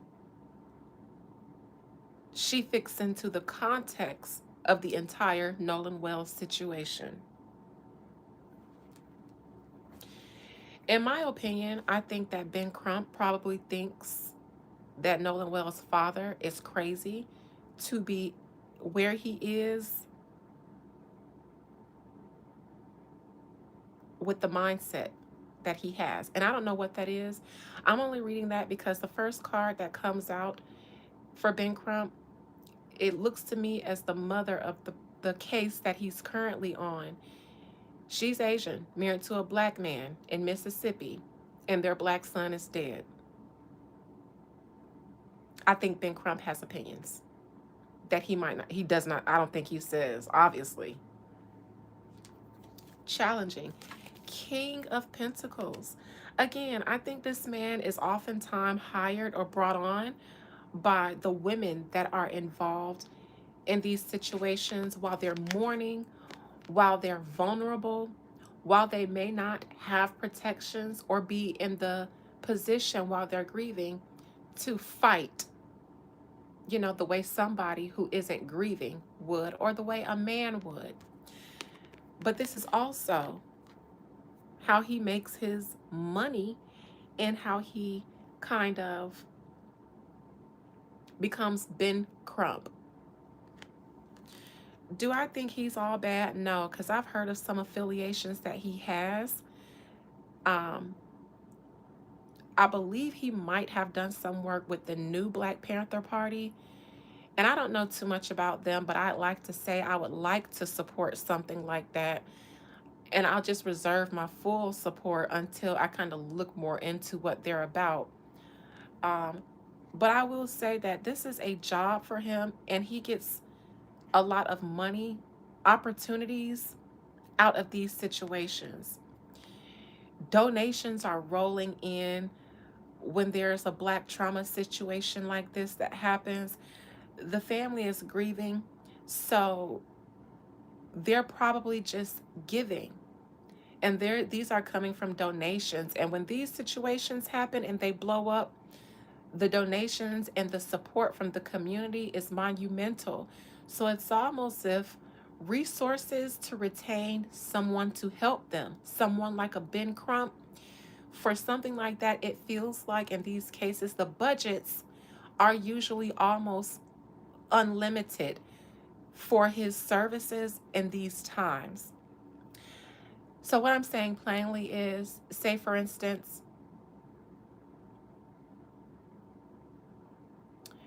I have a son, he gets shot in a prejudice or racism or discriminatory or a hate crime related feeling kind of case. And I may or may not have a husband, but I'm the grieving mother, I'm the wounded mother bear. And, the community comes in, donations are coming in. Doesn't even have to be from a GoFundMe, but donations are coming in, resources, food, help, whatever I need. Well, now I'm going to need an attorney for the family and on behalf of my child to get to the bottom of what happened and to make sure that justice is served. Because the case is blowing up and gaining so much attention, there might be people who contact me and recommend Ben Crump. Ben Crump might reach out himself using his Martin Luther King voice, appealing to me and my experience as someone that I can trust because of our shared background in this nation. Now, I see the King of Pentacles, but I don't see justice, but that doesn't mean anything just yet. So let me keep going. Past position, judgment in reverse. I'm curious about where he came from, especially with this card. Judgment in reverse in the past. He does not have a history of getting judgments in the favor of the Black people that he represents. In fact, there may have been someone that he worked with that may no longer like him or maybe have called him out for not getting justice. I can't recall. Could it be Kanika Jenkins? Did he work with her mother? Something has happened in the past to where he's been called out for not getting any judgments. And this is in a public way. And it feels like it has something to do with the case that he's worked before.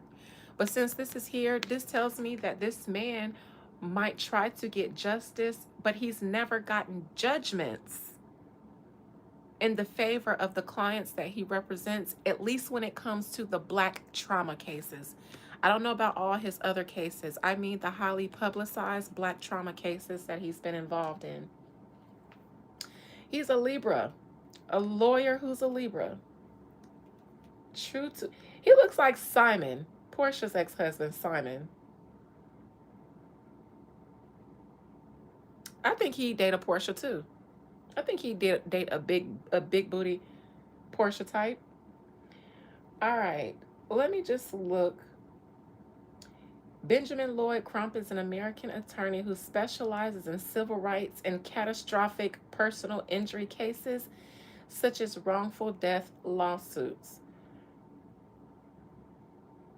Oh, he went to South Plantation High School in Lauderdale. I went to South Plantation my junior year of high school. Just that year, though. Unless there's another South Plantation somewhere else. But if this is Florida, so did I. Yep, in Plantation, Florida. Go Paladins. Fun fact, I hated that school. I hated the year that I spent there. Hated it because I came from a championship track team, being um, a decorated sprinter on track and field, having to come to their track team, and it sucked. They barely had a team. And when I got there, they, first of all, they treated me like a celebrity, but they also put all the weight of the entire team on me. So I ended up quitting the track team uh, in the beginning of the season because they put too much pressure on me to do all the work. Everybody else was sorry. So, anyways, okay, so he from Lauderdale, from Plantation, Florida. Um, that probably explains his um, getting involved in the Trayvon Martin case, since that took place in Florida. I'm looking for his wiki, his whole facts. Here we go. I'm not going to read them all, but there's something I'm looking for in here. His practice has been focused on cases such as those of Trayvon Martin, Breonna Taylor, Michael Brown, George Floyd, Keenan Anderson, Sonia Macy, Tyre Nichols, or Tyree Nichols, Tyre Nichols, or Tyree, people affected by the Flint water crisis, the estate of Henrietta Lacks, the estate of Malcolm X, nearly 200 concert goers for Astroworld Festival, the plaintiffs behind Johnson & Johnson baby powder lawsuit,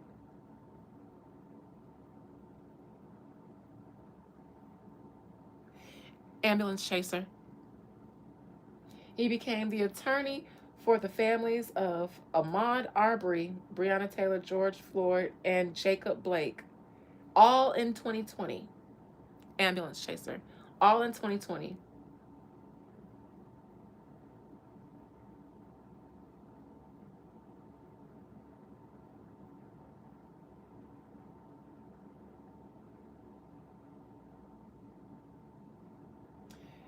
Wikipedia says due to his legal reputation, he has been referred to as Black America's Attorney General. I've never heard that. But then again, I'm not in their circles. All right, he's from Carolina.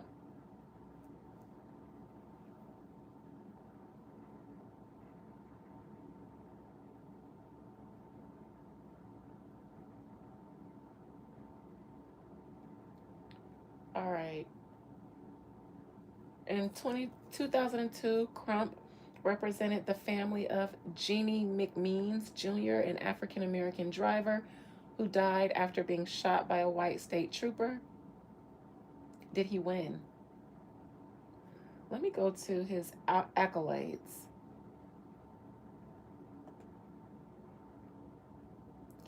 Crump was included in Time 100 Times annual list of the 100 most influential people in the world in 2021.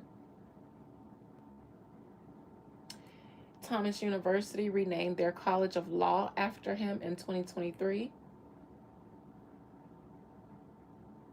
The only law school in the country named after a currently practicing African American lawyer.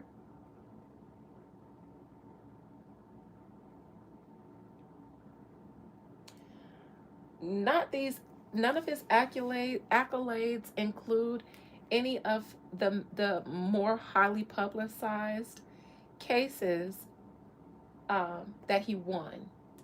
Let me see. Ben Crump um, case wins.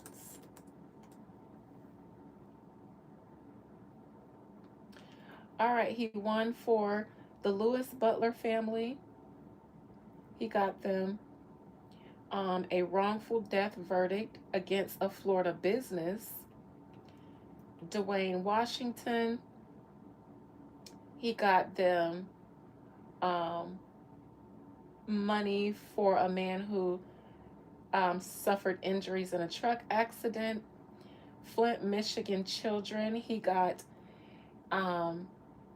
a class action settlement for victims of the Flint water crisis. He got a wrongful death settlement for George Floyd's family.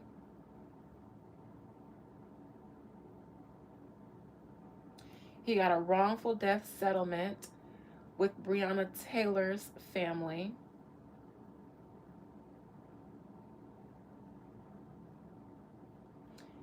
And then Botham Jean family, he did get a verdict addressing racial bias and police accountability after he was killed in his own home. I would like to say that that was a Haitian man.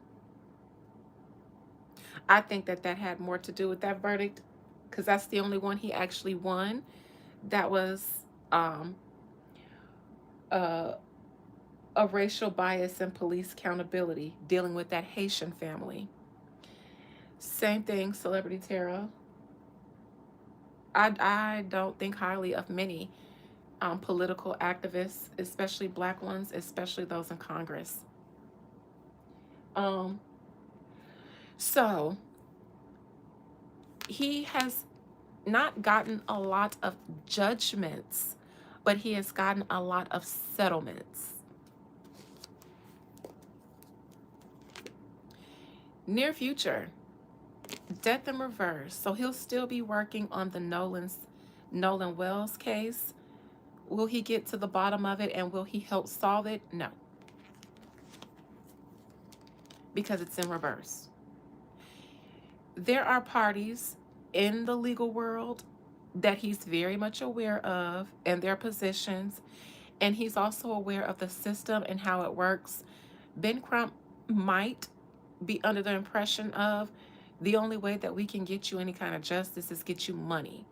That might be his angle, but I also don't believe that money is justice, and I also don't believe in sending a message that all you got to do is give us a bag for the lives that you take, simply because that means you don't understand the value of life itself.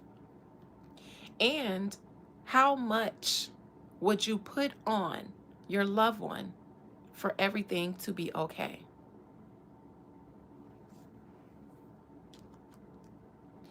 In my world, an eye for an eye.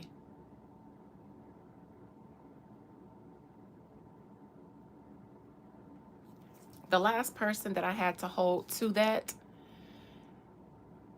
the biggest thing I lost from them outside of pain and suffering and the loss of what I thought was a friendship, but it wasn't. The biggest loss was a 5-figure commission that I was working on with what I thought was my best friend and business partner. When they breached our partnership contract and tried to kick me out of the business behind my back, and also threw away our friendship with, doing that same action, knowing that that would ruin our friendship, but weighing the costs and deciding to pay it. That deal that we were working on together, they lost that. When I wasn't involved anymore, and when the client found out what had happened, they didn't want to be involved in that deal. So nobody got that commission, and that was going to be my first time making 5 figures in one transaction. Next Thursday, I close on my first transaction where I'm making 5 figures in one transaction. Do I have any business partners to share my commission with this time around? No. See how that works?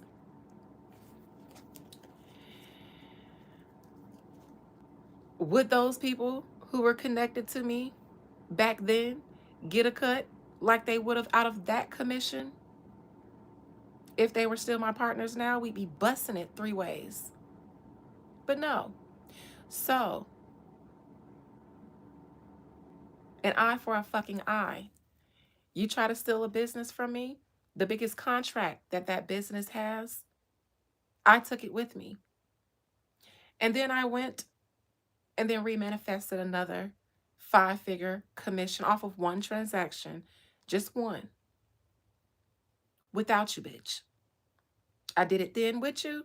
I can do it again. But I say that to say an eye for an eye. Whatever I brought to the table, if she tried to stab me in the back and in the heart, then that left with me and it came right back to me. So her loss, my gain. An eye for an eye, bitch.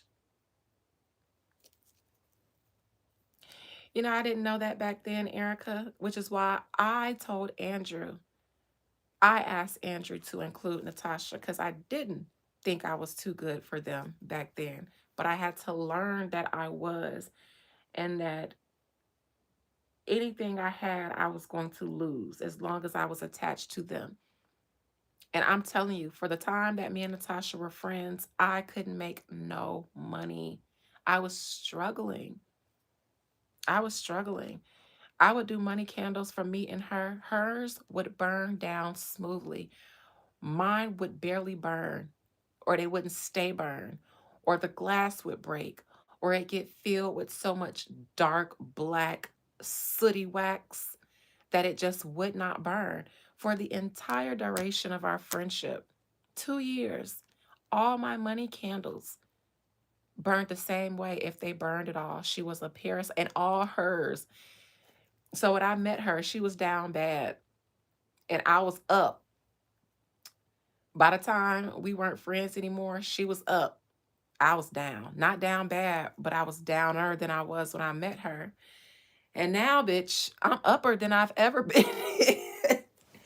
I'm more up than I've ever been.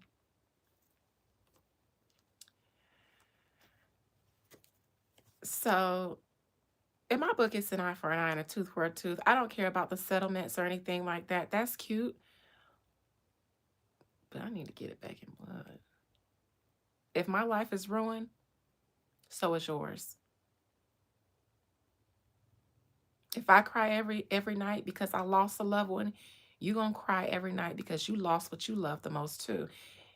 And for those people, it's not always their kids. Most of the time, it's their money. So that's just how I move. But anyways, it seems like he gets settlements, and I guess the people are okay. Can't bring your loved one back, but you can live a comfortable life after that, and that's not me judging. That might be somebody's, you know, pay for my pain. Some people are like that. But then that also sends a message that these people cost $12 million. Because that's a settlement that I saw here. Breonna Taylor's family, 12 million. George Floyd family, 27 million. Now, this Lewis Butler family, that's almost $1 billion. I don't know if they got that 779.3 million. That's a lot now. Depending on which one of my family members.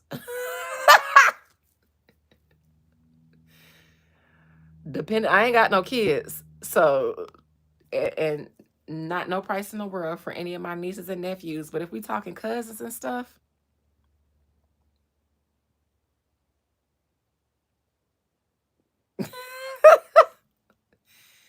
I'm sitting here talking about what's the call? What's the price for your loved one? Shit. 779.3 million might do it. Not none of my nieces and nephews, not a dime in the world. You're gonna have to get that in blood for you and your whole lineage, unless I die first. And then I'm coming in the afterlife to make sure that you guys suffer in any way that I can. But if we talking cousins and stuff, listen, I got a daddy who ain't wanted to talk to me in years. That nigga say he trying to make an album at 67 so that he can make it big and make his family proud. That's what my uncle told me. My daddy said the last time they heard from him, that he trying to make an album and get big so that he can make his family proud. And my daddy almost 70. So daddy, if you watching this, I'm just playing.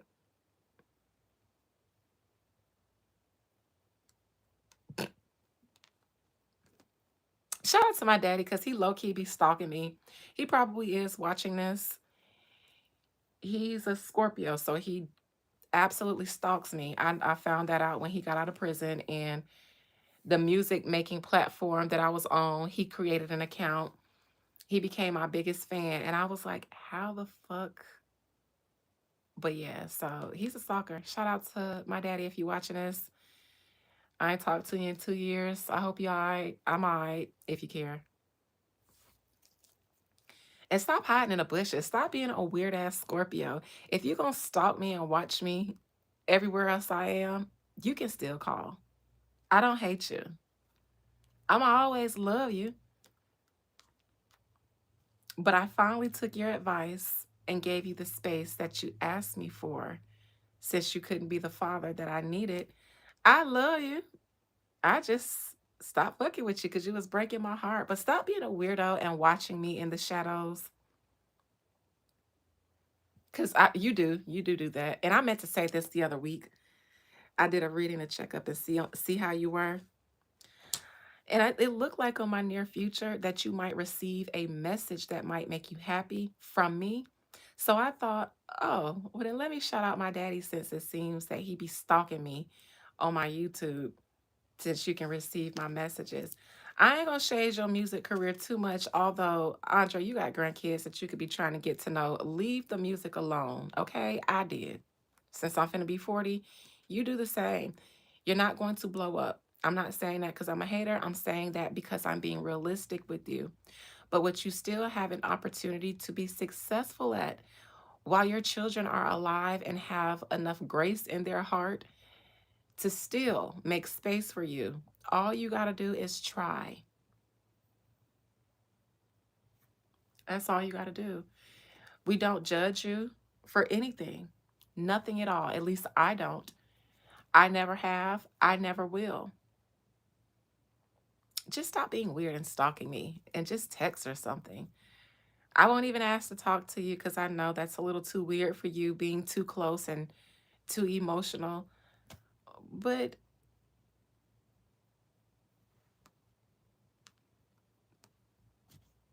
accidentally call and hang up. I won't call back, but I'll know you're alive every now and then. And that's all I'll be wanting to know is that you're alive and you're okay.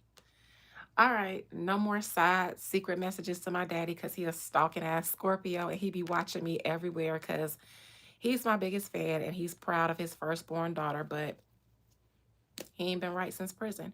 So you got to respect the man. Crowning Ben Crump. The Fool card. In my opinion, Ben Crump has opinions about Nolan Wells, this case, and his family. This doesn't mean that he thought Nolan Wells was a fool, but it does mean that he thought that Nolan Wells might think of the world in a reality that is not the world that is a reality. Meaning, I think he thought that Nolan Wells saw himself being able to go anywhere he wanted, be in any room he wanted, be in any circle he wanted. He can hang with Dwights. He can hang with Dwaynes. You know, Dwights and the blacks. So Dwights and Dwaynes. And, you know, I think he probably felt, I think Ben Crump has opinions about this family. But he'll never say it because his job is to get you guys a settlement so that he can get his cut. Um, But do I think that Ben Crump goes home, fixes himself a glass if he drinks, and talks freely amongst himself and whoever he might talk to? Absolutely. And I think that he thinks that Nolan Wells thought that he was free as a bird as a half black, half Asian boy who could be accepted anywhere and everywhere, not cognizant of the baggage that you carry as a colored young man in this country.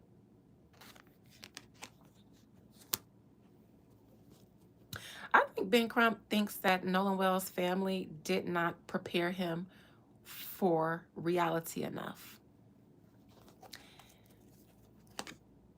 Five of Swords in reverse. I will say that Ben Crump is not expecting to get any legal verdict. I do think that he is trying to get another autopsy, trying to get some facts, but I think he knows that even if he gets them, they're not going to go to a trial and not be won. But can those facts help get a settlement, like a wrongful death or some kind of civil settlement? Possibly. So I think that's the angle that he usually goes for. If he knows that this is a case where the good old boys, it's not going to happen.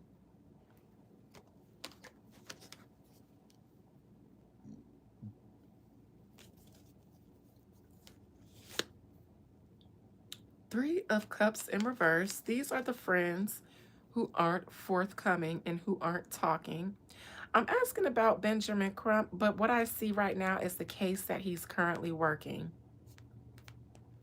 These are the friends that are no longer talking. This is or not talking at all. This is coming up in his current actions. I think there are also a lot of rumors and conspiracies being spread around by a lot of people saying that they are Nolan Wells family.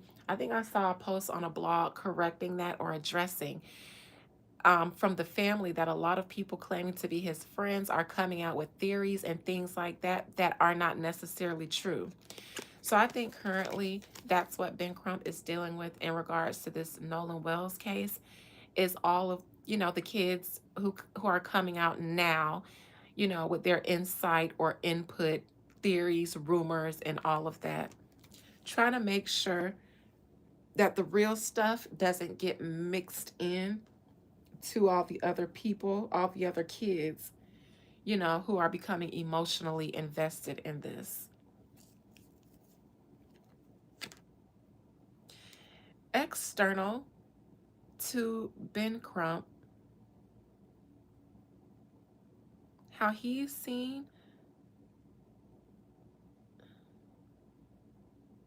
I guess this is supposed to be the Black Attorney General, but this is families. This is how the public sees Ben Crump. Ben Crump, I'm going to say, this is weird because it seems like people,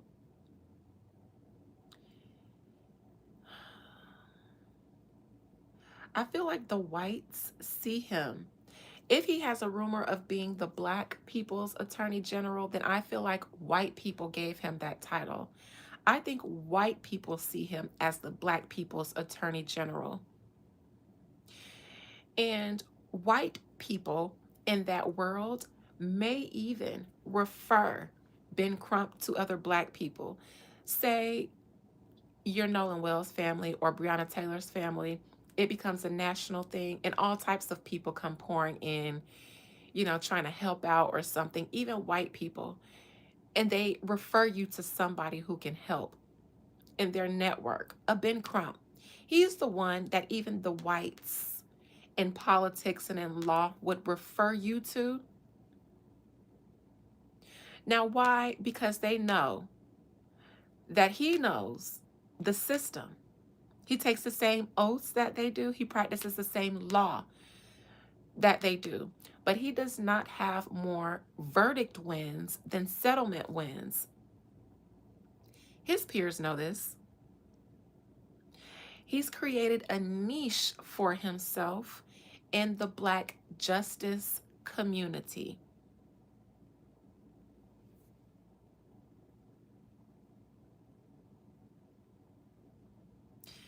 Problem, though, is I don't think that his support from the whites in his community is because they believe that he is a freedom fighter.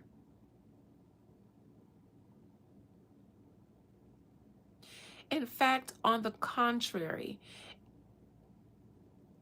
in my opinion, because I've considered taking up the law as a career before, and I had a conversation with someone in the union who was higher up in the union at my current the job that I was working with the government contractor, and they thought that I would be perfect for politics, but that I would not make it in politics because I would be perfect for it. They thought they try to ruin you because of what you really stand for. And I thought about that and I agreed. In fact, I thought that they'd probably kill me because if I get inside the gate, inside the gates that have been gate kept to become an attorney, then I am going to get inside the system so that I can learn the system and not so that I can walk along the thin lines of it. I'm going to probably stir up some problems. I'm going to challenge things that have never been challenged before. And my members know that I do that now as a natural law attorney. And that's how my woo works. You know, natural law, then you can do any kind of court law and win too, because you know natural law. And that's where national law got its statutes and precepts and principles from. With that being said,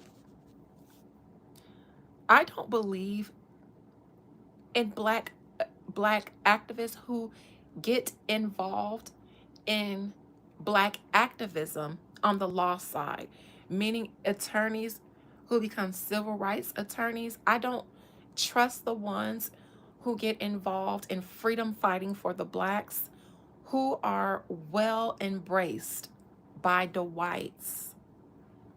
I can't trust you then, because that means that they know that you are going to uphold the oaths that you took to the system of law, not to justice, but to law.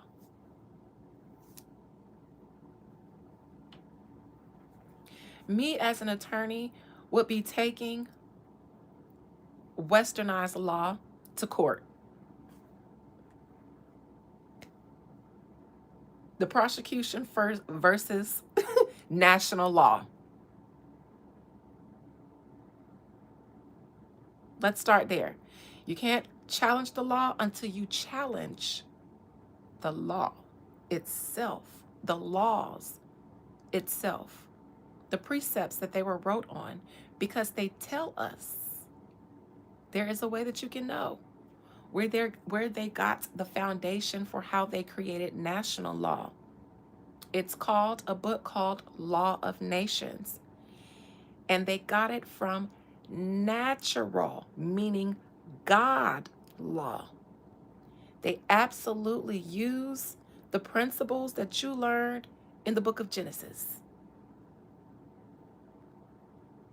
We have a law student in here who is agreeing with me.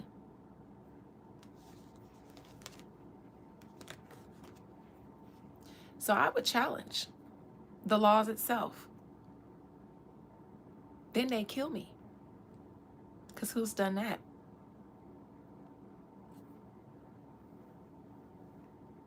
But it's how I get the results in my woo every time. Because I know the law.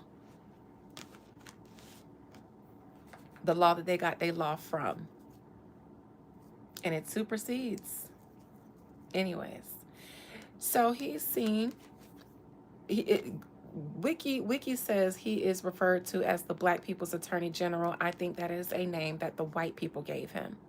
Here, Black people, here's an Attorney General for you. But for him to have that reputation means that collectively, reality is that we are under two different systems. To say that he is the Black People's Attorney General means that there is a system separate for Black people and white people, and Black people have their own Attorney General. It says it in Google.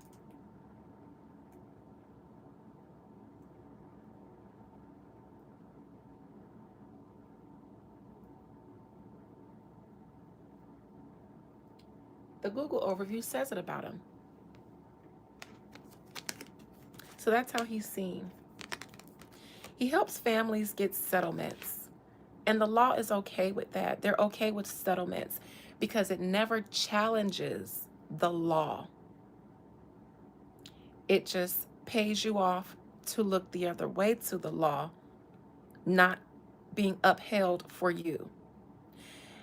And the reason why some people are okay with that is because they have accepted that the law is not always the same law for black people that white people get. That's the only reason that they'll accept a settlement after hiring an attorney to fight for justice. It means they have fought and have gotten discouraged with the idea of actually getting the people held accountable for it. But people do that because they've accepted that there is a system that does not benefit us in the justice system. That means that we are all upholding the charades. When you go to a Ben Crump and you know that he has a reputation of getting settlements and not having anybody being held accountable for the wrong that they've done, then you're upholding the prejudice system. These people can print money as much as they want. They got to pay you $1 billion. Bet they'll go and print $1 billion, but it will not change anything. Why? Because they print and make the money and they distribute it as well. So if they want to make you think that $1 billion is worth a life because we, us poor people, place a value on money since we don't have it, that they don't place. They have a lot of money, so much so that they understand that it's not more valuable than the thing that they take from you. But $1 million, they own the whole Federal Reserve and all the trees in the world. They'll go print it out, 100 trees. There goes your settlement. It doesn't change anything. They tell you that it hurts their pockets. How? Money is printed on paper. They can print more. It's an illusion of value. Life has value, tangible value. Money, that's subjective. You might think money is value. I might not. But what happens when you're born? You have life. What happens when you die? You don't. Trees grow every day, B, and that means there's money to be made. Don't ever let them think that there's a scarcity of it so much that 12 million is enough for a life. Because when this earth was created, so were people. Not currency, not a dollar, not a coin. People. You be fruitful, multiply, and develop this earth. See to it. It's yours. Somebody can take a tree, turn a leaf into paper, and tell you, here, this leaf paper for your life. So I don't know that they will get any cause of death other than what was given. And they definitely won't get to the bottom of his death, at least in the near future. I would love to see for justice to be the outcome, because that would tell me for some reason Ben Crump is going to have enough to take somebody to trial, whether it's going to, work in his favor or not. I would like to see that. Hopes and fears that he can get them settlements. Ben Crump is a settlement man. Unless you are a company that violates, where it's not racial prejudice, but you're a company, and somebody got injured on the job or died on the job, because that's the verdicts that he won. He sued companies. But none of the racial, except for one, and that was with the Haitian people. And I'm telling you, them being Haitian had to do something with that. Them people did woo. Those people did woo.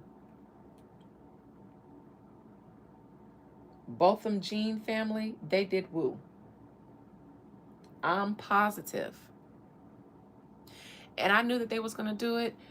Didn't one of the family members hug the officer that shot? I think they hugged or something. And I remember thinking, they going to get a strand of that lady hair. That lady officer, they going to get a piece of her hair. I remember they hugged the brother of the victim, hugged the officer, or somebody hugged her. And I thought, oh, I'd hug her too.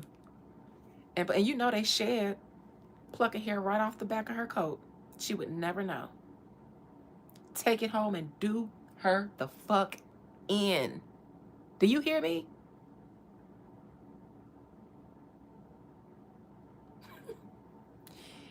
Y'all ever see me in a racial situation like that and I hug the person who did the crime? Just know, bitch, I am getting something. I'm getting some DNA. Y'all can drag me and make it seem like I'm a sympathizer all you want to, but those who know will know. Soon as you see me do like this to the person who did it, come on, I forgive you. Y'all gonna be yelling, don't trust her. She don't forgive you. Don't trust her. She don't forgive you. Oh shit. They done hugged Adina. They done hugged Adina. Y'all gonna see me reach for the hug, and then after the embrace, you gonna see my hand go in the pocket. And just know I done tucked a piece of their hair in there or something. Y'all gonna be like, no, don't hug her. Settlement. Yeah, he's more of is that what you guys call it in law? Contract or tort lawyer? Sure. Liv, don't be hitting me with the 1-2. Let me see what the fuck you talk about, cause don't be making me feel dumb just cause you know that stuff. Hold on now, let me get smart real quick. Let me get on your level. You said that and I thought, bitch, I don't even know what that is. First of all, how can I agree to that? Hold on. Hold on, Liv. Let me get smart real quick. Not Morgan and Dan Newland popped up when I typed in tort lawyer. So an ambulance chaser lawyer. Tort is the foundation of law. A tort lawyer, often known as a personal injury or civil litigation attorney. So yes, helps you recover compensation for harm caused by negligence. So yes, that's what he is. A tort lawyer. Thank you, Liv, for educating all of us in the realm of law. All areas grow from it and refer to it. I suppose because we are supposed to be recovering some form of compensation, even by money or in adequate justice, perhaps. But each of them, a settlement or a verdict, could be considered compensation, I imagine, which is why it's the foundation. Yes. See, just let me get a little smart and I get all the way smart. You just give me a little piece of information and bitch, I take it and run with it. Money or specific action, which is why it's the okay. Okay. See, I would do well in your class with you. I might tap on you and ask you what's the answer to question number 32, but just 32. Everything else, I'm gonna figure out on my own. Okay, Liv. Okay, Maxine Shaw, attorney at law. That might be who I dress up for on Halloween. I think I might be Maxine Shaw, attorney at law. I think that would be hot for Halloween. Rosia, I see you in here. Speaking of Halloween, guess who just booked a flight to the D? Me. Dina's coming to Big D in October. It's my cousin's 40th. And since I'm turning 39 in October, he was like, Cuz, you ain't been to Michigan since you was 15. So I said, okay, I'll be done closed. It'll be the time in between my closing and when I move. Sure, I'll come. I'll come to Michigan. So catch me in the D in October. I'm gonna hit you up when I get there, Rosia, because I'm gonna need to find a dispensary. My auntie got a license and I'll be staying with her. But yes, I will hit you up when I get there. Yes. Yes. I might invite you to the party. You might can be my plus one. My family's cool. And if not, we'll just link up. I won't be sleeping. Like my aunt lives in I don't know if she's still in Ypsilanti or if she's in Ann Arbor, but the party and stuff, the family who's partying and stuff is in Detroit. So anytime the family goes to visit Michigan, we always just say we going to Detroit. Okay. For your annual family trip. Shout out to Rosia, a single mother who for years since I've been working with her has been able to take her kids on annual summer vacations to Florida. I've been telling y'all Rosia is a bad bitch. Rosia is one of my model clients. Why is Rosia a model client? And other people may have in a consultation heard me refer to Rosia. So, Rosia, I do actually bring you up sometime as an example. Why? Because Rosia gets it. Rosia has gotten it from day one. Once you become aware of not just your human reality, but also the energetic or spiritual or parallel reality, then you should always be a master of both. That is the temperance card. That's what being a human means. Some people wait for a sign from the Lord before they get a ceremony. Some people wait before the wheel of fortune turns in reverse and leaving life to circumstances leaves you high and dry somewhere to call me and say, do you think I need some woo? There will very rarely be a time when I tell you no, unless you're saying, do I need to curse or hex this person? Then I'm gonna say, hold on, hold on, hold on, hold on, hold on, hold on, hold on, hold on. Let's do a consultation and read this one through. Okay, let's just hold on now. There's always more than one way to skin a cat before we get to that. But let's just take a look at the situation. Anything else that is for your highest good or your life, you don't ask nobody to do that. Rosia does that. And I say that because Rosia, I have seen the benefits of her life since then. I have seen, see, she says, I have had to stop her often now. Fun fact, I have. Rosia will text me out of the blue and say X, Y, and Z. I'm ready to hex them. And I'd be like, hold on, hold on, hold on, hold on. There have been some times, one time where a heavy hand was necessary with Rosia, and that was at the beginning of us working together because she was in a bind. Her life was a lot. But once we kind of ironed out the wrinkles in her life, got her into a safe place, the only thing we really have to do now is kind of keep her money good. And for the most part, I barely hear from Rosia because she has learned the secret to life, and that is take your life by the horn and manifest the outcome and the life that you want. She does that. She does that. She don't ever ask, should I?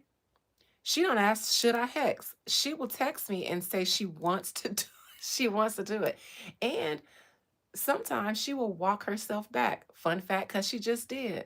She literally just almost pulled the trigger. I love Rosia because she don't play with nobody. She don't play with nobody. You got one time to try her and she gonna be on my line. And it don't matter how small the offense is, she not gonna let you slide with any offense. I'm the same way, and I encourage everybody to be the same way so that you don't have to wait until your life falls apart to try to ask me to help you pick it back up. She don't do that. You gonna call her a bitch one day, and she gonna be on my line asking, should we take your head all the way off? And I'm be like, Rosia, for the B word. It was a couple of days ago. She was ready to pull the trigger, but she walked herself back. Why? Because she wanted to pull the trigger on somebody that she wanted to pull it on before. But I stopped her then and I told her there was more than one way to skin this cat. We don't always have to do something like that, but we can still make them pay. Sometimes quite literally, we make them pay or we make them straighten up. This person, they start straighten up every time she wanted to go all the way, and that's because we found an alternative route instead of just pulling that trigger.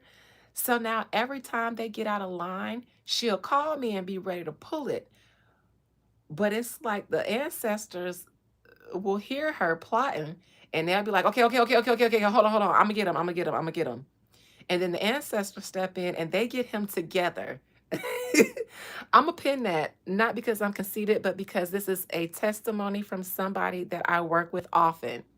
She says, Adina is so wise. Y'all gotta listen to her. And people always come to me like for the fuck around and find out. They be scared. They be like, I don't know if I should do the fuck around and find out because I don't want to do anything that's gonna come back to me. Bitch, the purpose of the fuck around and find out is because you've already been fucked up.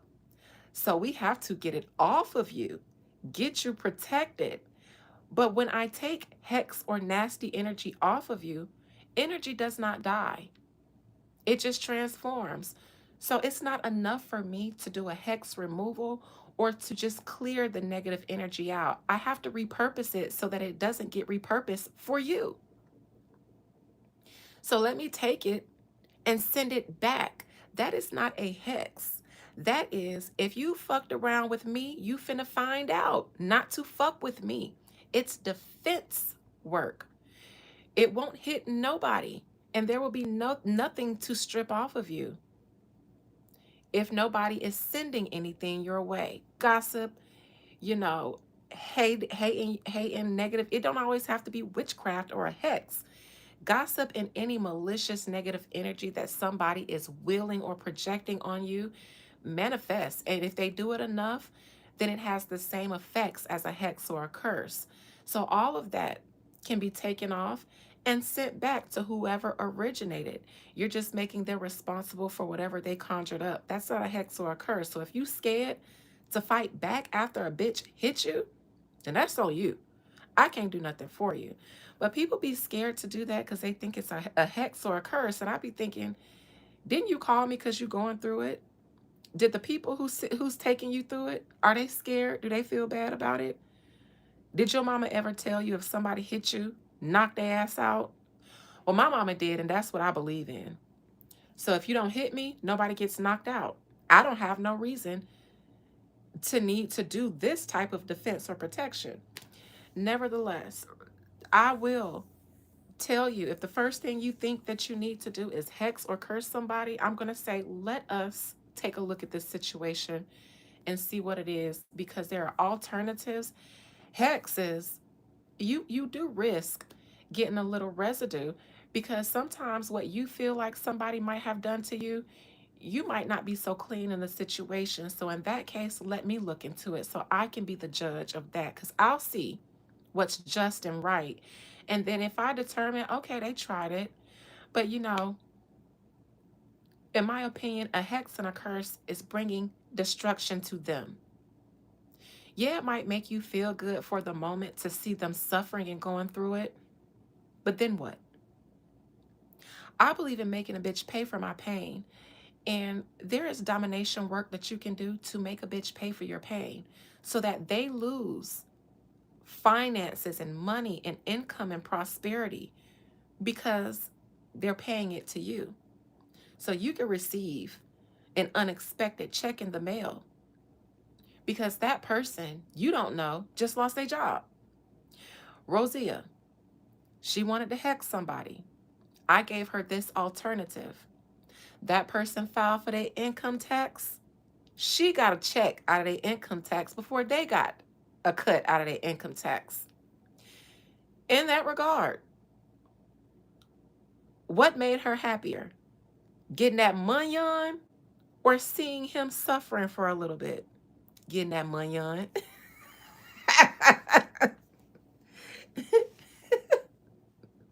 And I still put a little bit of hurting on him because I said if at any moment, you don't do right by your kids,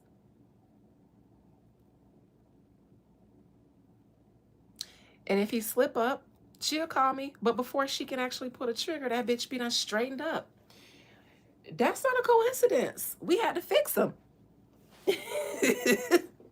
But that's how you deal with a deadbeat baby daddy. You make them step up. Because for the kids. It benefits the kids if you make them step up rather than just make them suffer. Anyways, So thank you for that moment. Rosia is a testimony to other clients to be responsible for your life. And she's also a testament to my work. Me and Rosia be doing stuff. We be working together. I love work Rosia because she gets it. Oh, let me pin that too. Every time I contact you, I get a check or a payment out of nowhere. Yes, God.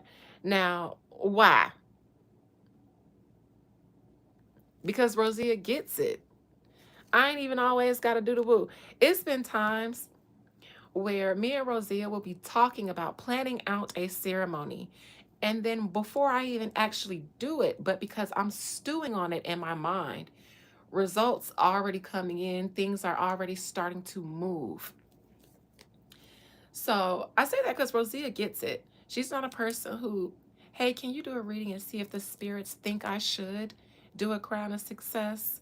Think I should do a money prosperity candle? No, no, no, no, no. I ain't did no protection work in about a year. I need to, tighten up on that. And let me go ahead and just do a money candle. My money good right now, but just to make sure it stays good. So I say she doesn't always wait until a crisis. Sometimes she'll just do it to be proactive. And when you live that way, the less you have to come to me for things, for emergencies, because life is just flowing real good. Aw, Rosia said, I swear my life has changed so much from working with you consistently. Yes. And you done weaned off a lot, and I look forward to that. It's people that, after talking for a while, I expect either our conversations and the work that we do to start evolving, or we should start talking less. And sometimes I start employing you guys with little things to do on your own, little woo to do on your own. Once you gotten to the point where you're built up to that way. But absolutely, absolutely. Rosia is a success story for me. She's a model. I tell people, do it that way. Don't always just wait for life to fall apart, because that means you're being reactionary, and it means that you lack a little bit of faith that you can determine the outcome for your life. And if something does happen that's outside of your control, you can also deal with that. The ancestors always said, where there's a will, there's a way, for a reason. Outcome for Ben Crump. The world.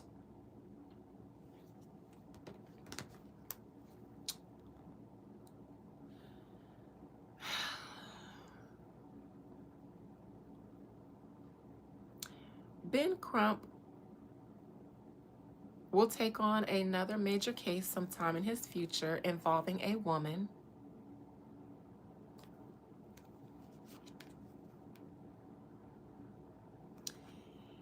And that one may be taken to trial as well.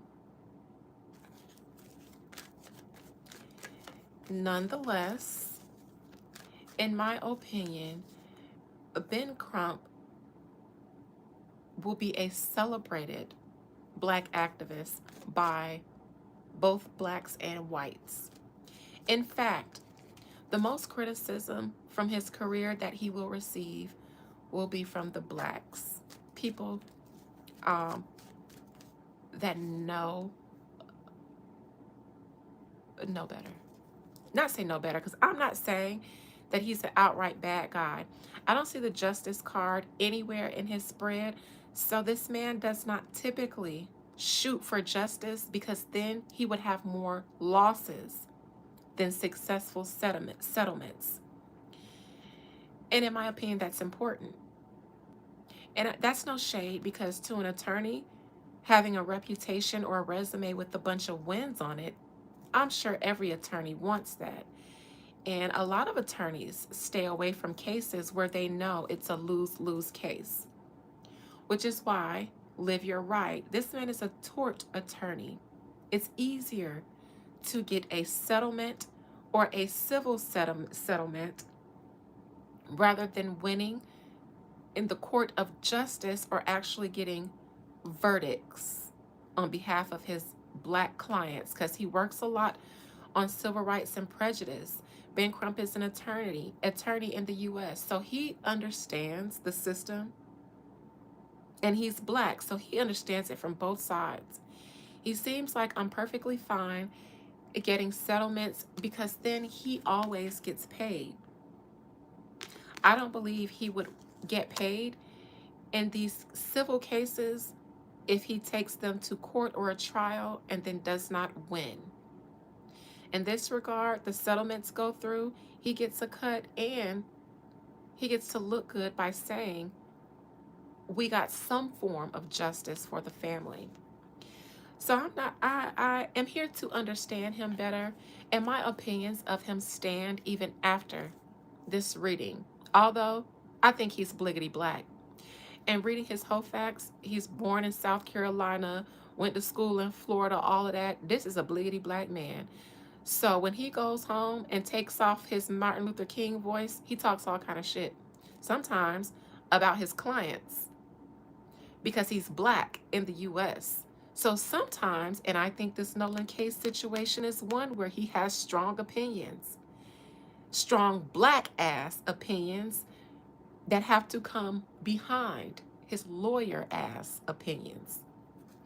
Sometimes I think he think, shit, the fuck was you thinking, nigga?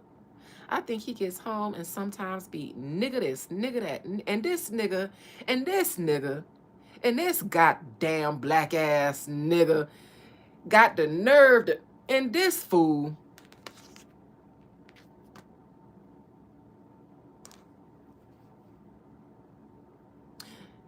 Best I can do is get you some money. Because you know good and goddamn well, ain't nobody finna get no real justice. The man daddy is a judge. Bitch, we'll be lucky if we can get a settlement. It's gonna be hard to get a settlement in this Nolan situation because the father is a judge, and a settlement means that somewhere something in the milk ain't clean. Them people won't even apologize or show public sympathy. They won't even make a public statement. So a settlement for this Nolan case, it's going to be hard. I think he feels like in these situations, the best on both sides. You get some form of justice and I get a check. Because in some of these cases, y'all niggas know y'all ain't going to get no damn justice. Y'all niggas know y'all ain't going to get no verdict. I think that's how he feels most of the time. Y'all niggas know y'all ain't going to get no verdict. Fuck was you doing down here in this environment with your black ass? And you, why y'all ain't never tell your child? I think that's how he feels about this Nolan situation, but he gonna do it again. But he ain't gonna get you a verdict. What is this world card?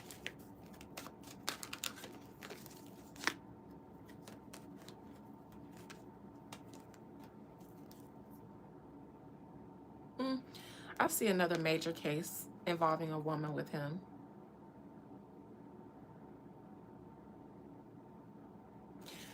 Problem is, though, is this a case from his past that might resurface and new light be shed onto it?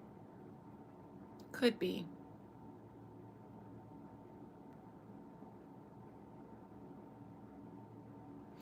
Was he involved in any way in the Kanika Jenkins trial? Why do I want to attach him to that?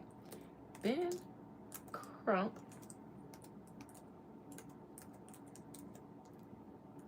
Kanika. Benjamin Crump, Kanika Jenkins. Was he? Did he help the mama get her settlement? Yep. Let me tell you something. Ben Crump, that Kanika Jenkins case is going to circle the block for you. It's going to come back.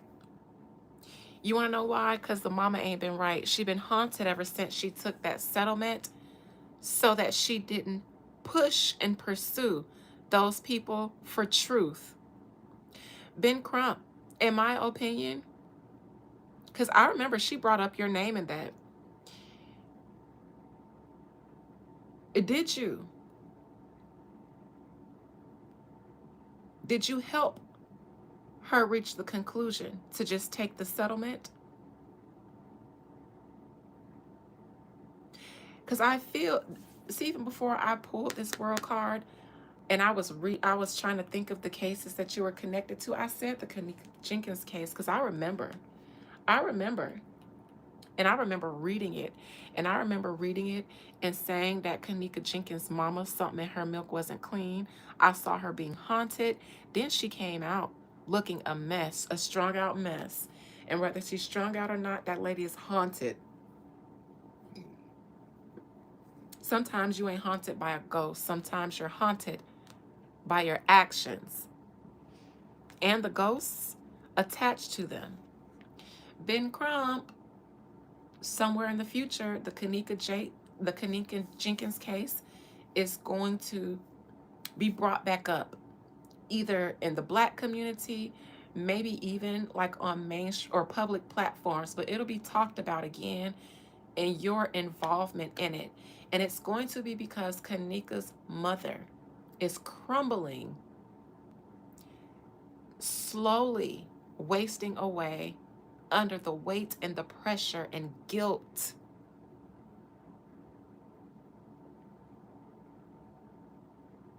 The guilt of accepting hush money. And I believe that you walked her right into that settlement, knowing that there were issues with the reports about her daughter that she brought up, knowing that there were people in law enforcement that were acting funny, that seemed like they were hiding things and didn't seem like they wanted to be helpful or forthcoming with her, pressured almost, I believe, into accepting that narrative. And look what happened to Zach TV when he tried to dig deeper into it. Never found out who that woman was who called his show to warn him about him investigating the real details of that case. Don't know who that woman was, but it was somebody close to it because that man ended up dead.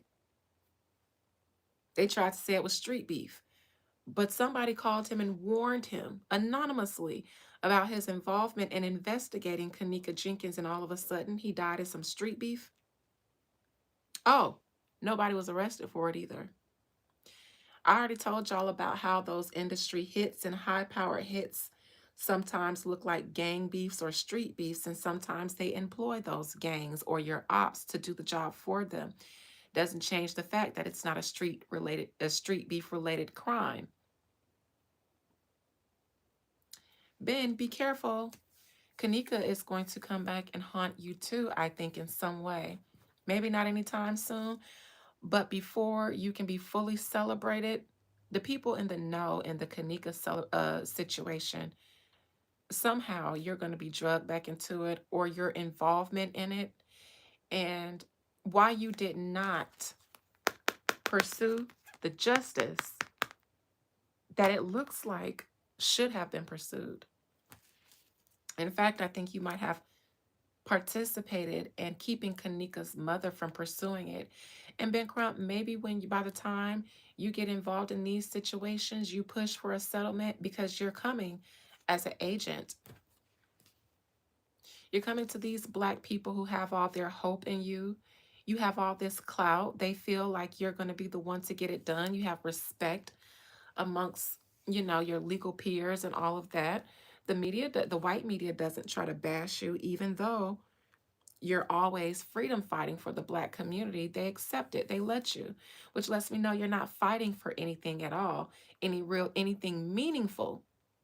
Otherwise, you'd have a much more hard time in these civil rights and civil injustice streets than you do. But you come in as an agent to steer, it seems, these people from seeking true justice.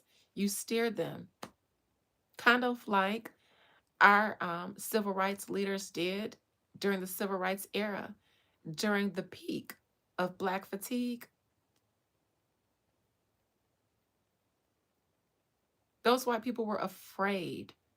Black people were sick of it, and you had Malcolm riling them up.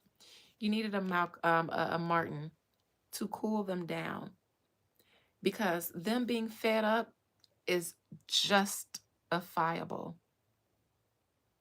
Them saying we ain't taking no more of this system, Who does that benefit? Black people. Who does that not benefit? The system. So they need niggas like you when black people want to rebel against the system that's set up to oppress them. Good luck, Ben Crump, because Kanika's energy is strong. I channeled her. It's strong. I didn't even see her being that happy with her mother. So her mother's state currently doesn't surprise me because Kanika ain't with it. She ain't with it. She ain't with it. She will come back up again in the future at some point. And Ben Crump, so will you. And somebody will be talking about it once, I guess. The block is not so hot. You know, after years and years pass, people like to revisit situations once, it's no longer dangerous to talk about it in that way and people shed new light on things. It'll be one of those situations where your name is brought up again, but it will be the Kanika Jenkins situation. And that might be the one that comes back and bites you a little bit. All right. All right, you guys, I got a blockbuster to do with the inner courts. Inner courts, I'll see you guys immediately after this. I will get our one of the part of the ceremony started with you guys. So I'll see you guys in a second. Everybody else, see you later. Maybe